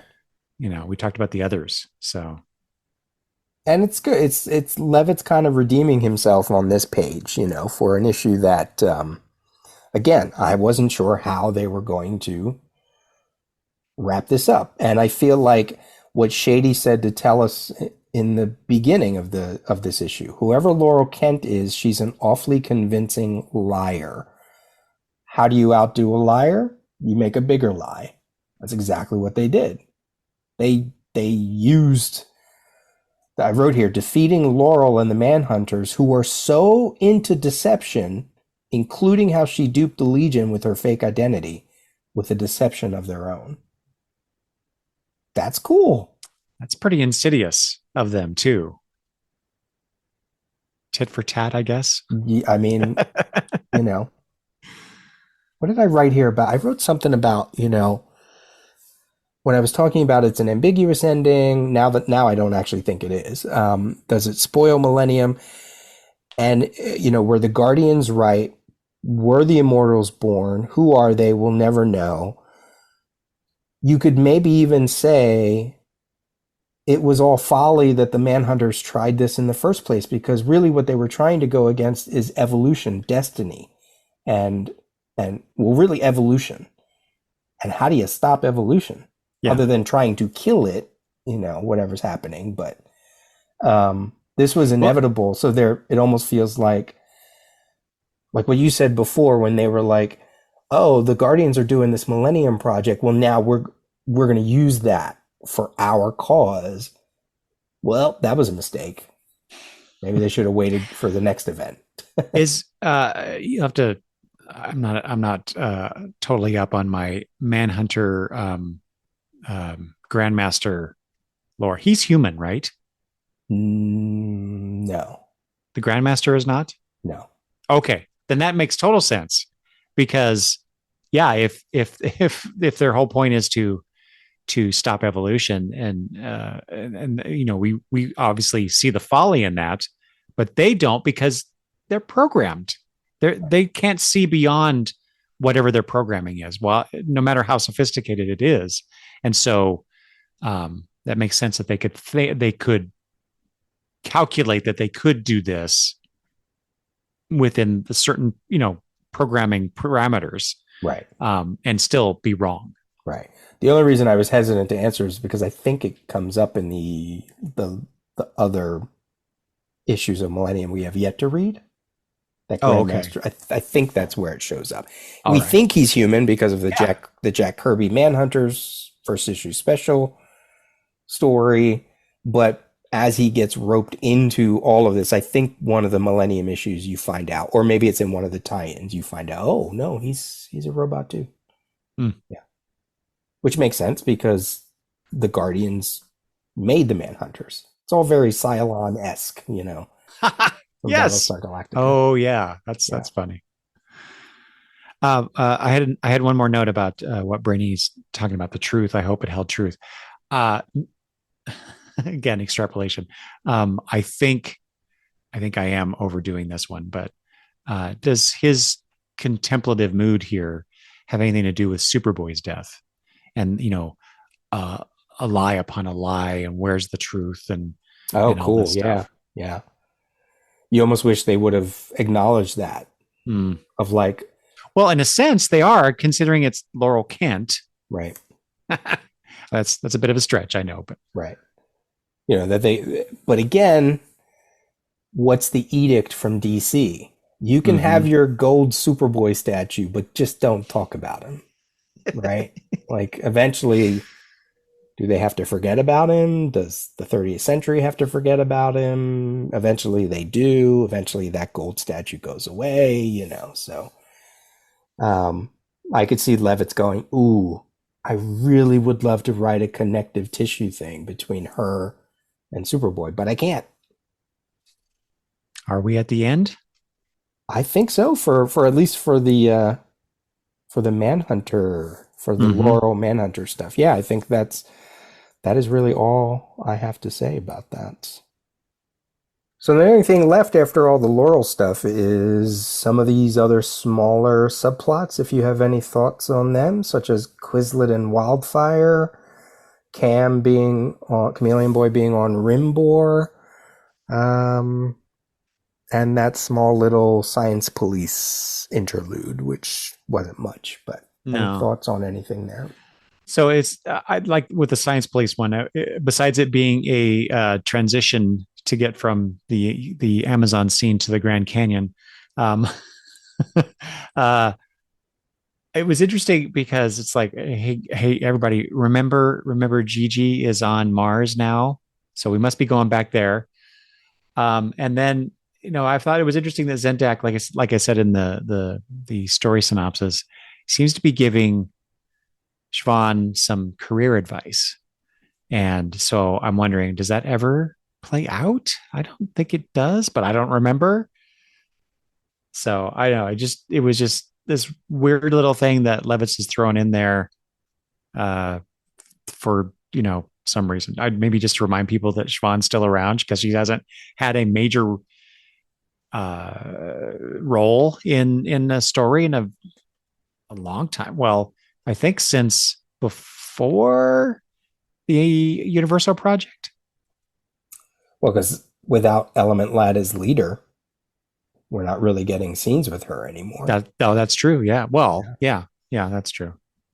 You get the hints that maybe she wants to be more, she wants to do more, and we can certainly headcanon all the way to 5 years later, but that's not a direct relation to this. I don't know how this Yeah, yeah. plays out, if it does, in this volume. Quizlet and Wildfire, I mean, we're going to get the next issue that's going to explain all that. So, I mean, it was interesting to see. I mean, this is the first time we've seen Quizlet's quarters, right? no, there was that No. scene Wildfire went into his quarters before. Oh, yes, that's right. I'm sorry. We haven't seen it like this. Yes, wasn't that some sort of I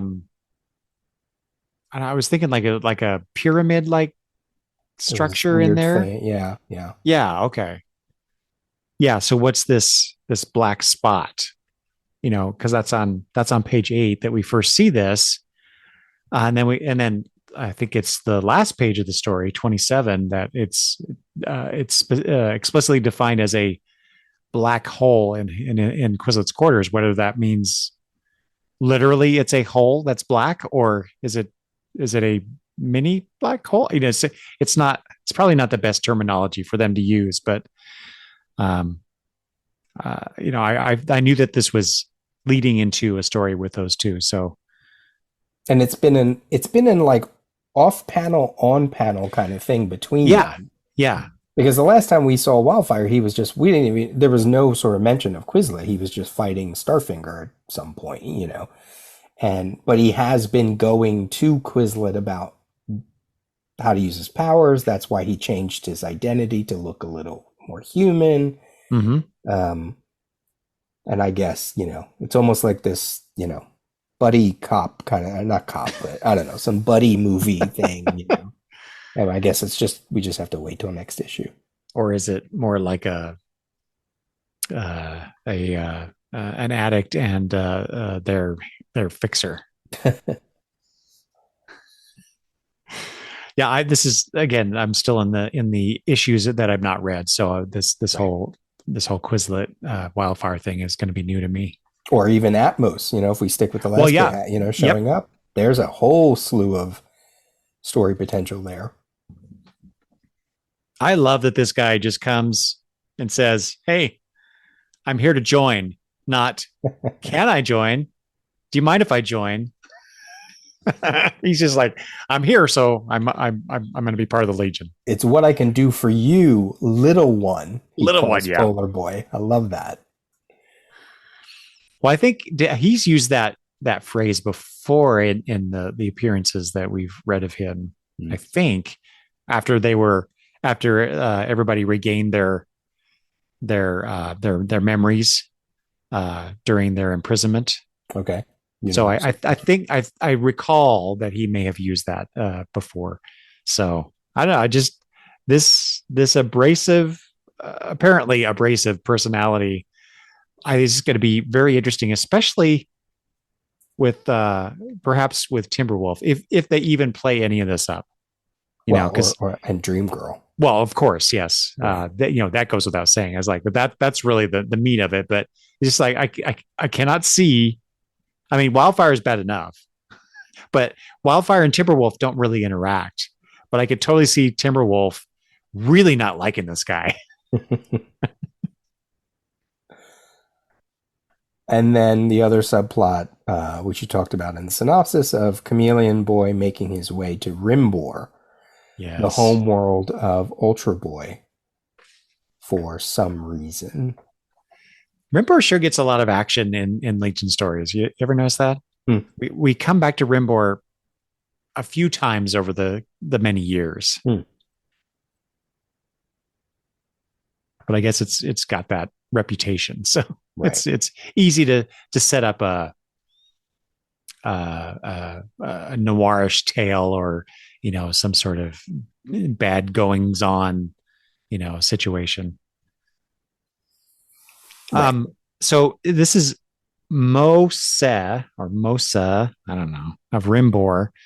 I could not find, like, I was hoping to find that this is an existing character, or a character that was referenced, but maybe not seen or something. I cannot find anything relating to this.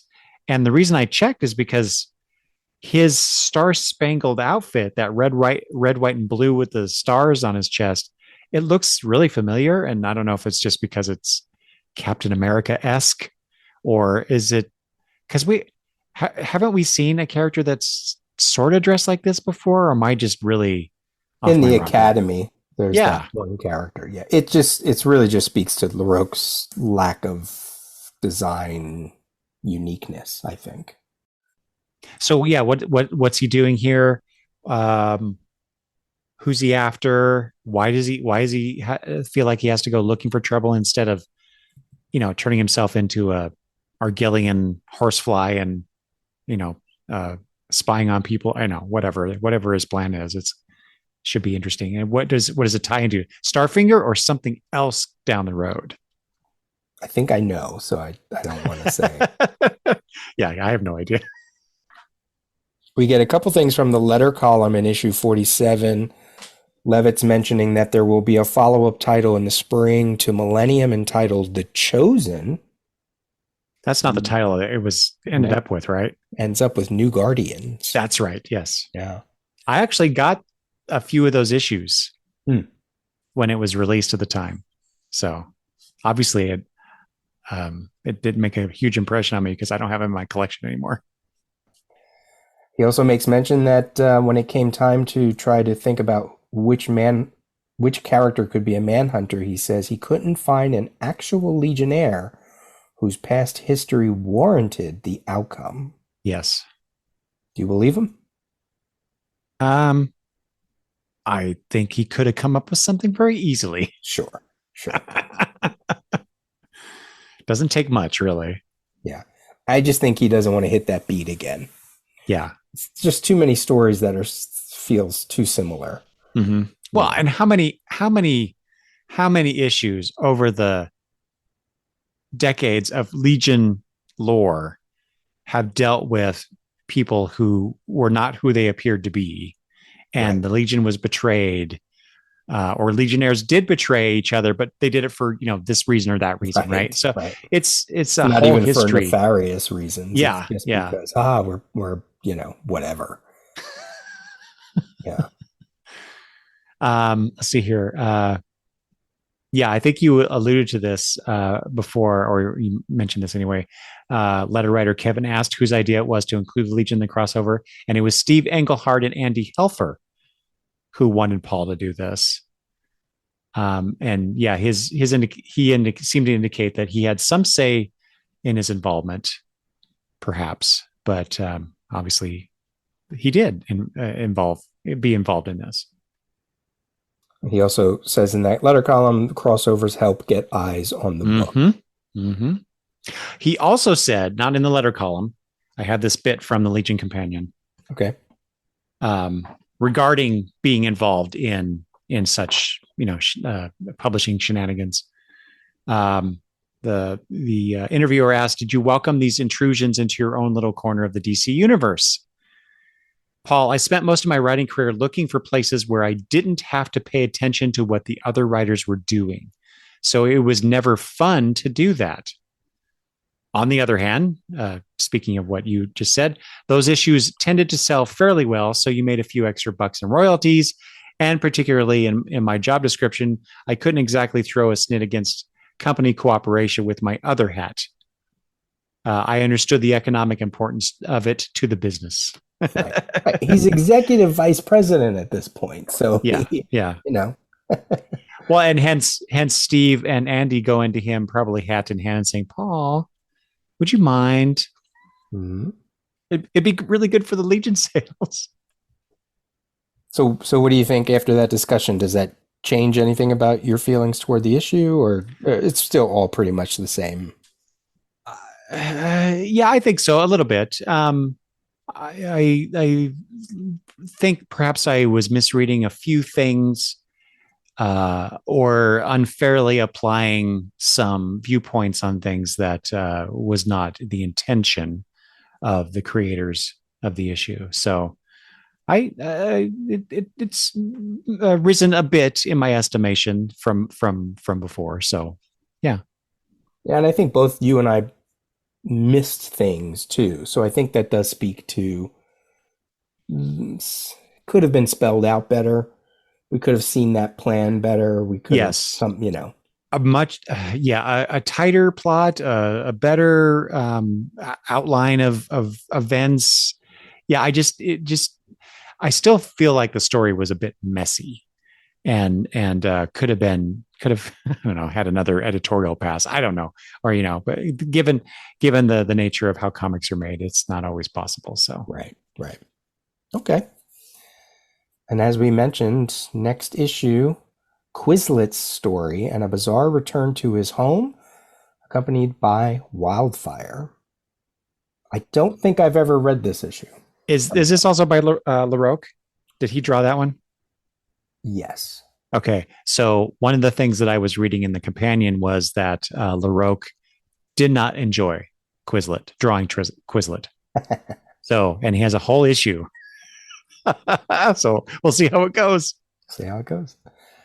All right, well, let's move to our other part of what we do here at the Legion Project, where we take a look at the Legionnaires in the larger DC universe. We've been covering events, Crisis, Legends, Millennium, if it involves the Legion. This month gave us 4 issues, 4, 5, 6, and 7. We're only going to cover 3, if at all, and we'll save 7 and 8 for next issue. There is no Legion connection in 4, 5, and 6. But outside of that, because since we are talking about a Millennium tie-in, was there anything, since I assigned homework, was there anything that you felt like, well, at least I'm going to say this? No, actually, I mean, other than the fact that I was hoping that we would there, given that she goes to the Grand Canyon. Wait a minute, did we? Why did she go to the Grand Canyon? Was that explained in the issue? She, there was some extraneous energy or Was something. it okay? Yeah. So I was hoping that we would see a scene in the Grand Canyon in Millennium, Mhm. and of course they didn't do that.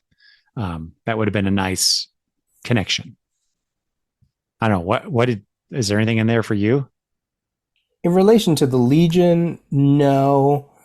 Um, if you want to pull out some larger thoughts about, well, what the heck is the Millennium? Is it, because it as I talked about last episode, the initial hook is who is the Manhunter in a character's life. That was the fun of, quote unquote, the fun Mm-hmm. of the series. Then it's a story about the good and evil, the heroes versus the Manhunters, wherever that led them. But I felt like, and I talked about this last episode, that Steve Englehart was more interested in this teaching thing that the Guardian and the Zamaron are doing with the Chosen. First of all, who are the Chosen? Why did he pick these characters? What does it say about the larger DC universe? What does it say about whatever he's trying to say? Um, and and then it turns into this kind of cosmology story a little bit, and for whatever reason that he wants to. I think this is the part where it really lost a lot of readers, Mm, especially the one I issue where they're just teaching. yeah, I could see why. Yeah. Um, and then we're watching these characters grow. Um, we're talking about this issue by issue, even if we cover 3 issues, we're still talking about these issues with a lot of gaps between our episodes, you know? But this was a weekly event. So this story was moving fast, if you think about it. If you were Yeah. really reading it week to week, it's moving fast. And then the weight of the story relies on how good these characters are, how good they will become, what becomes of them as the new Guardians, and ultimately, will we ever see them again? Oddly enough, yeah, we've seen Extraño within the last like 2 3 years. He popped up in something with a new design. I can't remember where it was, you know. Yeah. I know what you're talking about. Yeah. Yeah, which was cool. It was, you know, it was good to see him again. Um, it just didn't land. It just didn't land. You know, those characters just don't land. And just like when we were reading Legends and we were like, man, does this just spin wheels? The artwork's pretty, but it's the same story issue to issue. Nothing gets done, nothing happens, nothing moves. I don't feel like things move, but it's told in the other chapters, you know. Englehart has to like juggle working with the writers and say, okay, what are you doing in your tie-in books? All right, I'll reflect that here. I'll give you an out. I'll give you an in. And then you just go from there. I'm going to tell certain things, but you obviously are going to take over, you know. But really what I want to focus on is this thing that I put a seed in the Green Lantern title and now has become a full-blown event. So great. I'm going to do that. And we have to remember this is Steve Englehart. He's writing an event. He has to deal with the larger DC universe. He has to um, follow up Crisis and Legends. That's not easy.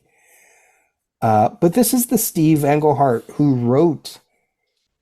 Isn't he the one who wrote the Laughing Fish Joker story? And he wrote some Mr. Miracle, and he wrote Justice League of America. Like, he wrote Coyote, you know, like, he's not just a superhero writer. So I could Mm-hmm. see where he was like, I don't want to just tell the superhero side of this story, Yeah. Yeah. you know, Well, I give him props for that, you know, for the trying to, attempt. yes, the attempt, exactly. But yeah, the execution of it was just, yeah, it comes across a little bit, perhaps a bit of, you know, a vanity project, so to speak, instead of telling an engaging story with those interesting ideas that he wanted to really get into. And on top of all that, everything you just said, you know, DC and everybody who's involved with creating this, they're still trying to figure out how to do events. So this Right, is only the third major one, right, and it's almost like, okay, they you know, given given the creators and what they were trying to do, they made this wonderful meal that was Crisis, and then somebody said, oh, I can do this, but do it differently, and that was Legends. And then they're still trying to figure out the recipe. right. And I'm not saying that Crisis necessarily is the best DC event ever, but you know, it was a strong opening for sure.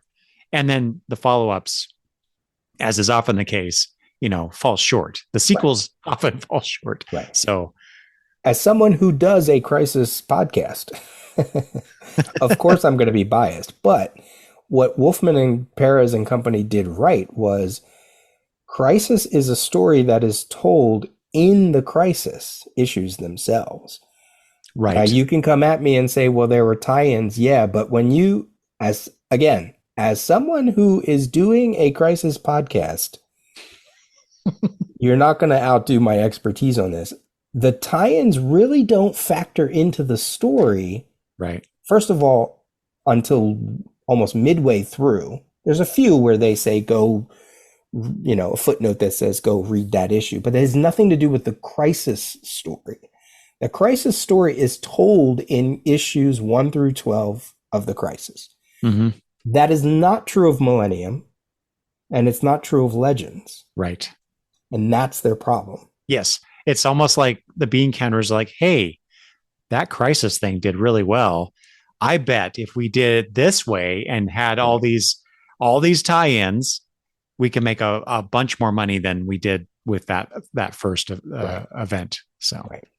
Because it's almost like they heard the writers and they heard the letter column writers and editors and Roy Thomas and whoever else, and they said, well, what doesn't work is if we just kind of make them tie-ins. Well, let's make them actual parts of the yeah, story. yeah. Well, that's not the way you do it. That's not the way you do it. So outside of that, I think there is actually something really great about issue 5. That is the one where they go into this cosmic teaching thing, and they're doing it about. They're talking about the 10 different whatever we want to demonstrate how logical the universe is into which you have been born. You can apply this knowledge as you see fit to your own conception of the natural and supernatural. We provide information, not a creed. And they lay out these 10 different things, right? Some of them make sense, some of them don't kind of make sense. I mean, to a large degree, none of it makes sense, because it's it's not ever used anywhere ever again, At Yeah. least I don't think it is, But page 3 of Millennium issue 5 has one of the greatest meta conceptual things, well before Morrison, well before Johns, well before anybody that has ever talked about Superman in a meta way, where the Guardian, this is the first concept. And they're talking about the notion that the universe is logical. Logic demands sequence. We see reality as following a sequence of time, of birth and growth, death, of cause and effect. And then he does say, hey, we might be hallucinating. This might, okay. But we have to make the one assumption that what we call reality is real. From that, it follows that reality is logical. Logically, every sequence must begin somewhere. What lies before the beginning, we cannot say. But one day, in one spot, in the midst of nothingness, something begins. A birth of existence, the Big Bang, we may call it one. And who do we see floating above him? Superman. Mm. Who is the first Ah, superhero? yeah, Who is the one? yeah. Superman. Nicely done. Yes. You know, when he says in the second to last panel, a birth of existence, the Big Bang. That's the Big Bang, or is it Krypton exploding? Giving us the one, giving us Mm-hmm. Superman. Um, and then you even go deeper, but one day in one spot in the midst of nothingness, something begins in this. Was it Ohio where the creators of Superman created him? Was that? I think that's where they I lived, right? think so. I think Columbus, that's right. Lido, Yeah. somewhere up Yeah. there. I Yeah. Yeah. forget Yeah. where they Mm-hmm. do the big Superman celebration, right? In that one day, in that one spot, in the midst of nothing, they came up with eventually the character that would be Superman. Yeah. I freaking love that That page. is great. I don't think it's very hard to say if that's what Engelhart is doing there, or is it just dumb luck that they drew it and wrote it that way, that Superman was showing? Because then Superman says, oh, that burst of Guardian activity, they're performing some demonstration. It's not he's just brushing it off as that's part of the teaching. But, my, uh, crisisology and all that other stuff, I just like, ooh, that's amazing. I love that. Yeah. I wonder if maybe, Joe Staten read that script and maybe did it himself, put Superman there. Maybe. It's Because hard he to has it. say. Yeah, Yeah. without actually seeing the script, I would love to see the script of that to see, Yeah. you know. And then I kind of ran with it, when they were talking about it starts to fall apart as we go. It's a little bit too forced. Now we have to remember this is a time where Superman and Batman are kind of at odds at each other. Well, really, it's Batman who's the jerk, but um, they go to number 2. This is on page 6 of Millennium 5. 2. the concept of the other. This is the Zamoron talking. One exists and seems all encompassing at first to itself, but the logical sequence of time soon shows that one actually exists within its surroundings. Before one burst forth, those surroundings were nothing, but after one, they are all that one is not. The second concept, two, or the other bigger superhero, Batman. Everything that Superman is not. And especially when you think about how Byrne and DC was treating the two right now, that they were such opposites of each other, not only in costume color, but in personality. And one is of the gods, one is human, just that whole thing there. I don't think it's meant to be, but it's also told on the same page where everybody is like, Batman, yay, you did a good job. And he's like, that's right, I Oh did. yeah. And I didn't need Superman's help to do it. Like just something about that. I was like, oh, that's good. I love Well, it. and also, given what we read in the Secret Origins issue, about the Guardians and the Zemorons, Mm-hmm. that I mean that fits into their history, cosmology, or whatever. They are of one, but they are two. And Yeah, all that right. whole Mm-hmm. bit. So Right. So from there, it doesn't really go any other places, and I don't have anything else for that issue. I do have something for Millennium Six, where the Chosen are uh, put into like some kind of transcendental state, and you see things of what they're dreaming about. A lot of it is just to show what kind of superhero they're going to probably become. It's a little bit of foreshadowing in that regard. But when they're asked about their dreams, the Floronic Man, Jason Woodrow, again, before Morrison, before Johns especially, has this to say when he's talking to. So he's acting as a spy for the Manhunters, and they're like, what did you learn? And he's recalling a lot of the stuff that he's learning. He says the nature of nature is green. I'm from another dimension. My mind doesn't fit in here except inside the green. Until I saw. Oh, wait, let me go back. He goes green Manhunter, not red, meaning the red is the Manhunters, right? Because their color's red. But he also says blood is part of it, but blood was sap first. That's when he says he's from another dimension. Then he says, until I saw how green is one color of the structure, how you can love the green and still see the rainbow, how the rainbow comes from one oh pure my light. God. It's the rainbow lanterns. It's Oh the my white God. lanterns. It's Yeah. right there. That's amazing. Wow. And he even says it later. The bud is coming in the green, but other wonders come in the rainbow. Obviously, this is Steve. It's not like Steve Englehart knew this was going to happen. I don't know if Johns read this issue and then also read the Alan Moore stuff and was like, oh, wait a minute. There's green, Yeah. but green is part of. Oh, yeah, it's right there. It's right there. These are the reasons why I love Millennium more than Legends, because I get to do stuff Well, like yeah, yeah. There's that. there's definitely a depth there that I think Legends was tragically missing. Yeah, yeah. So totally reading into that, but you if you want to talk about if you want to go the whole Morrison thing of eventually the DC universe just becomes sentient and just that's it. That's it right there. Like that's beautiful. I love that. So, and that's about as much as I can talk about those issues. Wow, I totally fell down there, Peter. Sorry about that. No, that's all right. Well, you can make up for it because I did not read Secret Origins 23. Do you have any thoughts Oh, about that? well, yeah.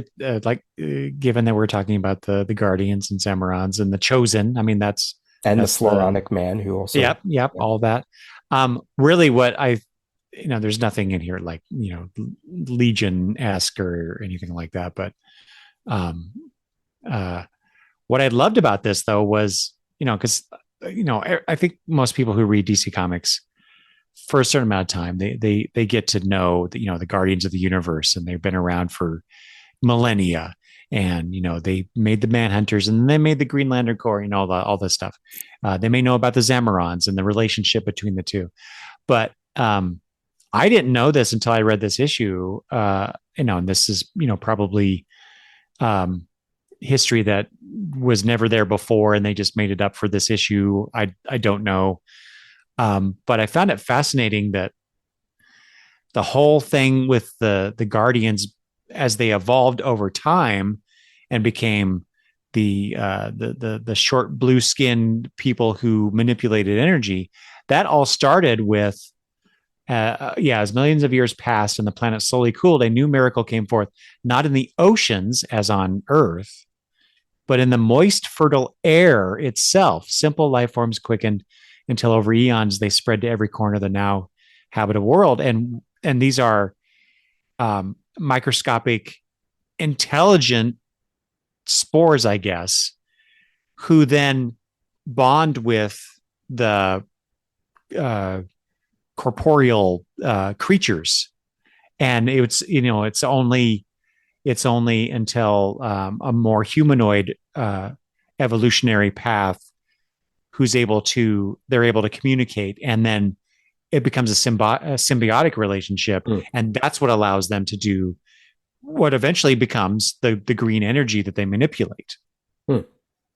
And so that just the whole idea of life being air, based in air, or evolved from air, or in the air, and then doing this, or having this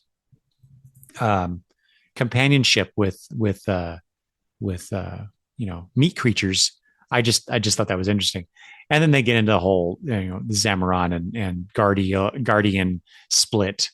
They even tie what's the Guardian's name in Millennium? What Heru Hoopa or something. Yeah. He is they tied in with Krona. He is Krona's assistant. Hmm. So you get that connection. And it's really this whole story is really just a love story between the two that we see in Millennium, and telling that history of these two races and how they eventually got to where they're at. They even go into the Manhunter, the creation of the Manhunters, and the war with the Manhunters, and that's really what split the two apart. And there's even there is a connection with the Legion, because they do talk very briefly about the split of some of the Guardians who then became controllers. Right. It's interesting reading these things. Millennium, the Secret Origins. There are so many references to the Crisis. There's even a panel here where we see the Anti-Monitor and the Monitor referencing the Crisis on Infinite Earths and what the Guardians were dealing with at the time. Hmm. And it's still, even now, I guess we're only 2 years down the road at this point, right? Yeah. There's still, it's still in story, right, in the DC universe, that this thing happened, this crisis happened, and these beings were involved and stuff. I think as time wears on, it goes away more, and then obviously comes back in the 2000s or so, something like that. Yeah, I mean, it still exists. They know that a crisis happened. They just don't remember that it was a multiversal event. That's ultimately what disappears. What happens is it becomes about just this anti-monitor. It probably more becomes a war between positive and antimatter. That's it. But in these early days, they're still kind of focusing on the multiversal angle, which is that's the tricky part. Okay. Yeah. It's interesting what you said about that symbiotic relationship. I want to say that's new for the Secret Origin, but I'm don't quote me on that. But it feels like it also headcanon could be an early precursor to the entities, to the emotional entities Ah, for each okay. color rainbow, as we're talking about. Parallax was the emotional entity for yellow. Ion was the emotional entity for green. The Predator was the one for the violet lanterns. The Butcher was the one for the red one. Like there was an actual personification of, so you could tie that loosely into that secret origin story. I think Hmm. that's what the Guardians were tapping into. So that's interesting. That's interesting. Okay, that means next episode, we'll wrap up Millennium with issues 7 and 8. We'll probably just talk briefly about it. If we're 6 issues in, we might as well go two more. And as we've teased before, we know that there might be some secret origin stories we might have to read, and some other things down the road. So let's wrap up with Amethyst number 4, 4 of 4, the final chapter of this mini series that has given us the origin story of Mordru plus some other things. So, this is the creative team of Mr. Keith Giffen, of course. Story by Giffen and Mindy Newell, script by Mindy Newell, artist Esteban Maroto, colorist Tatiana Wood, letterer John Costanza, editor Karen Berger. The conflict between Mordru and Amethyst and the Gemworld is over. This issue is basically his trial in front of the other major houses of Gemworld. They need to figure out what to do with him. The Topaz family, which he was a son of, they're mourning, not only because their other son is dead, but now this other son might be put to death. And we come to see that they decide to just imprison him, but that's not good enough for Amethyst for what he has done to her world, basically. And she decides, not only are you going to suffer and hear the voice of your brother that you killed, you're going to do it while buried in the earth, while maggots live in your hair, earthworms live in your hair, maggots inside you. Your eyes and ears shall be open so that you hear everything. And she buries Mordru into the gem world, and then eventually, by the end, becomes Gem World, which she initially was anyway, and moves Gem World, although it's not terribly explained well, to somewhere new, where 1,000 years in the future, it becomes a whole other place known as the Sorcerer's World, and which Legionnaire has studied on Sorcerer's World. That would be White Witch. And they tease us here at the end. She alone will reap Amethyst's harvest. She alone will learn of the great wonders. She is Mysa the White Witch, and her future has just begun. The end? Question mark. I had so many questions about this issue, mostly because I think I'm not familiar. This is the first time I've read Amethyst, Yeah. Yeah. any incarnation. So there's a lot of history here with the previous volumes, because there was a mini series and then a series, right? That Yes. that ended before this. So yeah, it was just mostly I was confused as to who these people were, what their relationships were. I did not. I think based on what you just said about moving Gem World, I assume you're talking about page 20. That skipped right over me. I did not that was not made clear to me by this page. Um, but that that's cool. I like that connection. If given that this is, I knew Gem World was the Sorcerer's World in the future, but I Right. didn't realize. So is Gem World? Okay, I have questions for you. Is Gem World? This is another dimension, or where Gem World is at this time is it's another dimension from Earth, right? Yes. Gemworld is in another dimension. The people are from Earth, Oh, and something happened, and then they moved to Gemworld. It is in another dimension. And she has now moved it Right now, it feels like somewhere else. We're not quite sure, but it feels like it probably, I don't remember where they described Sorcerer's World. I thought was a world you could get to in the Legion universe, That's right? Yeah. that's what I think too. Yeah. Yeah. It's not seen in the art. You have to follow White Opal's dialogue. He was the one, because even I was like, oh, wait, what?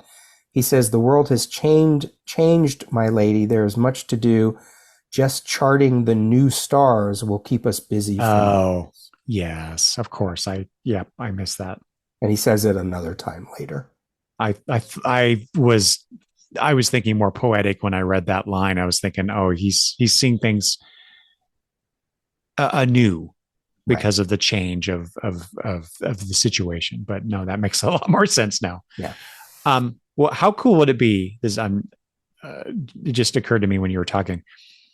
Gemworld is in this other dimension from Earth. Gemworld has moved now to the same dimension as Earth, different, obviously, area. But what if Orlando has moved into Gemworld's dimension? Because we haven't seen Yeah. that come back again. So, anyway, I just thought that was kind of neat. To your point about real quick, to your point about you've never read other Amethyst stories, I would say, and you obviously weren't going to do this because we were just going to read these stories as is. Like that was part of the reason why we did it, was not only the Mordru connection, but that you would read this as totally new to the Amethyst concept, etc. I've been reading it since issue one. If readers or if listeners are interested in reading this story, you probably should read Amethyst 1 through 12, the first maxi series. You don't need to read the actual series, because that information is spelled out in like the first issue of this mini series, that Mm-hmm. that it's all about the Lords of Order and Chaos. I don't feel you miss anything from the series. What we're reading here in this issue 4, all of those heads of the different houses and the way they relate to each other and the different things that they say, even the scar on the face of one of them, that's all from the first maxi series. So like Okay. I feel like the first maxi series and then reading this would definitely give you more information. Yeah. Mm-hmm. But that, like I said, that wasn't our goal here. So Right. anyway, your question? Um, I take it. Uh, where's the page? Yeah, here on page 7. I think he was the cleric that we saw in the previous issue, Yep. at the end of the previous issue, and he's talking to White Opal. White Opal. Thank you. Is that Dark Opal? That is Dark Opal's like foster son who also came from Earth. That's Carnelian. Oh, okay. And he was like Dark Opal's Starscream. He was like a whiny, you know, evil, thought he was good looking, thought he was going to try to like help Dark Opal, but he only made things worse every Oh, time. okay. Yeah. Okay. So he was Uh, a bad guy in the first 12 issues. was he always in love with Amethyst?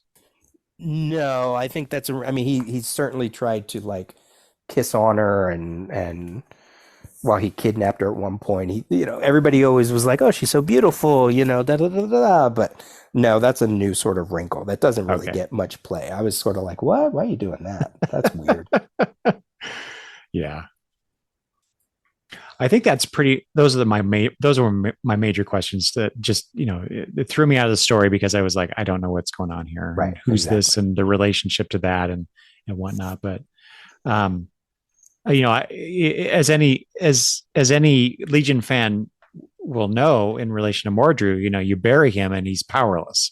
So obviously they had to include that here. Hmm. But this is a much more visceral and grotesque, are the words that came to mind, Yeah. situation. So, obviously, what we know of, his past history with the Legion and being buried is this. And wow, what a effect this, what trauma, what a traumatic experience this was to him, because it's still affects him. Now I don't know if is Mordru, like the Manhunter, has he lived these last 1,000 years, or did he time jump at some point Right. to get to the 30th century? So if it's the former, and he's had to deal with being buried, or not even just that, but just the fact that when we see him in the 30th century in those early adventure comics stories, he they do defeat him by burying him. I don't remember the details of how they knew that, or how that came to be, but obviously 1,000 years later, he's still dealing with this trauma. It's like that gives to me, that gives Mordru a bit more depth than I've ever thought of in relation to that character. Right. Right. Which had to be one of their goals because that's a villain in the Legion Rogues Gallery that has no backstory. He was Mm, just imprisoned. He just yep. started right in on that issue, right? He breaks out of whatever he's at, and then they're like, "Oh no, he's a terrible villain," and you're like, "Well, why?" Um, Short of what they did with giving him the backstory in White Witch's origin story, where he's one of the sorcerers that train her, but you could just say, okay, there you go. Maybe something happened that he broke out of that trauma and then, you know, but then eventually reverts back to being Mordru again, Mm, because he mm-hmm. is a split. He was technically someone Oh, else, yeah. Okay. to begin with. And then later, you add in what James Robinson and Dave Goyer did with Mordru in that JSA series in the late 90s, where he was known as the Dark Lord or the Dark Prince or something like that. And he Mm-hmm. was there, and that was Mordru. That was the I vaguely version of, recall that. Yeah. yeah, but that was present day Mordru as of Yes. 1990, whatever, nine or, Okay. yeah. Okay. But he still had all that notion about being buried. He still had that fear. And he looked a little bit more like this version than he does the Legion version. Okay. That maybe that's why when I looked at him in this series, I was thinking that looks really familiar, but it's not. That's not how he looks in those Legion issues. So, No. okay. What I really liked about this issue, though, besides the art, I mean, still the Murata art is. There's some beautiful panels and pages that he does, mostly involving Amethyst. The rest of it's okay, uh, um, but like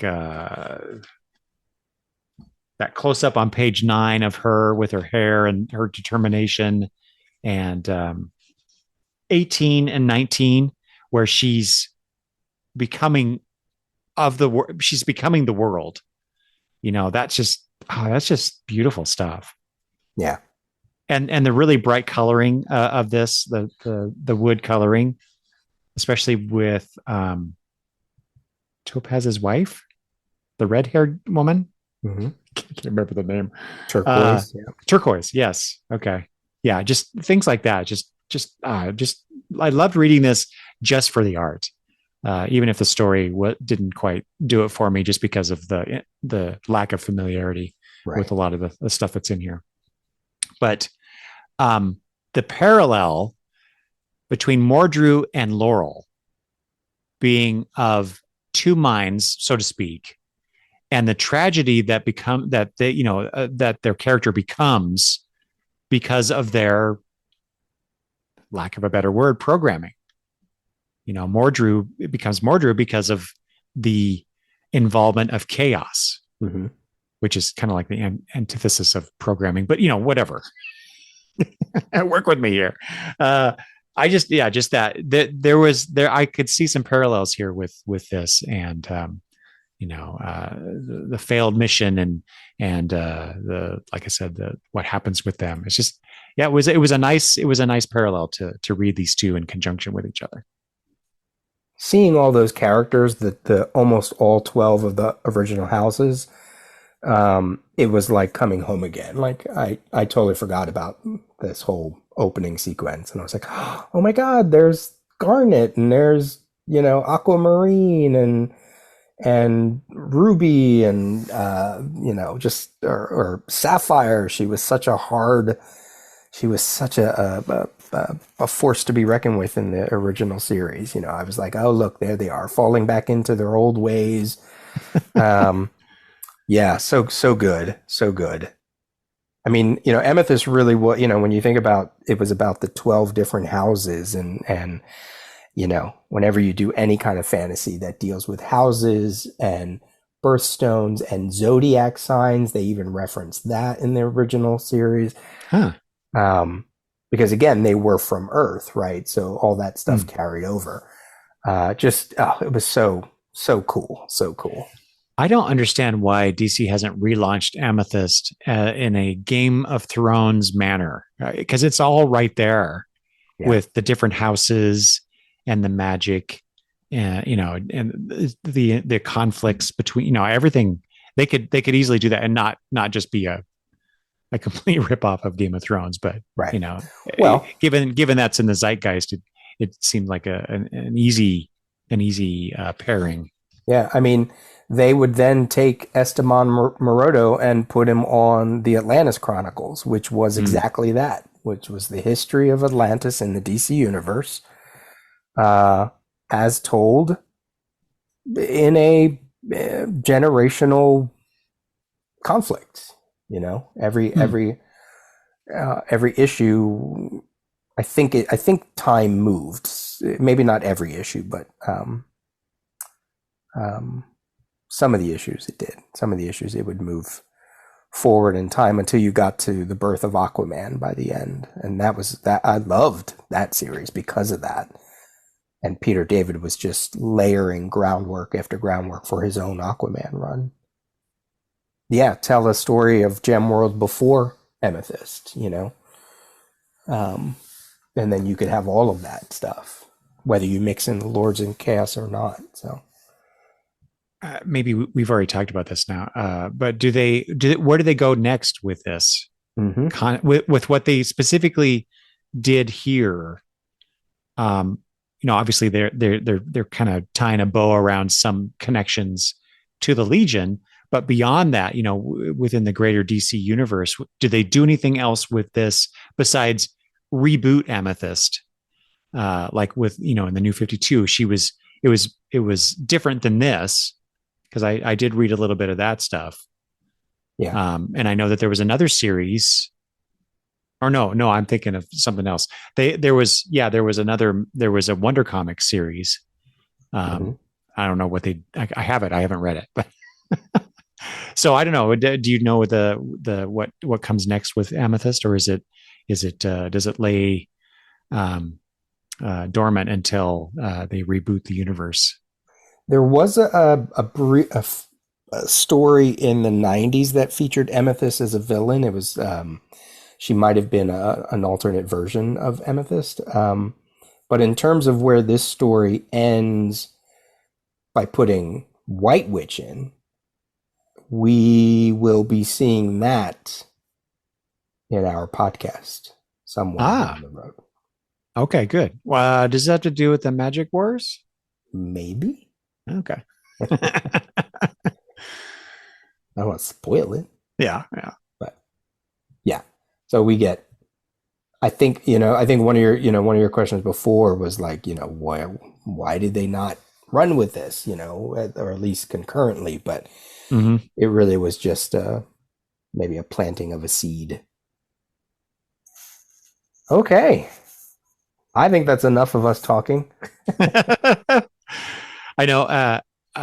When I after I got done reading the stuff, I messaged Peter and let him know that I took a lot of notes on the issue. So yeah, it always amazes me how many 27 page comic, and we do a 2.5 plus maybe hour discussion. My wife often, she doesn't ask it so much anymore, but when we first got started doing this stuff, and she's like, how how long did you guys talk?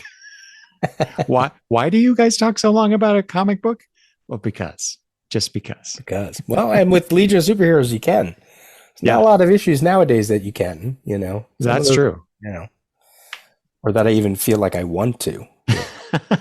So somebody's got to keep the Legion torch alive, right? Though us and the other Legion podcasters out there, because there is no Legion book. So we Ah, that's might as true. well be the ones, all these Legion podcasts, we're keeping that flame going. So if you can't read new comics, at least you can hear about a bunch of people talk about old Legion comics. Hmm.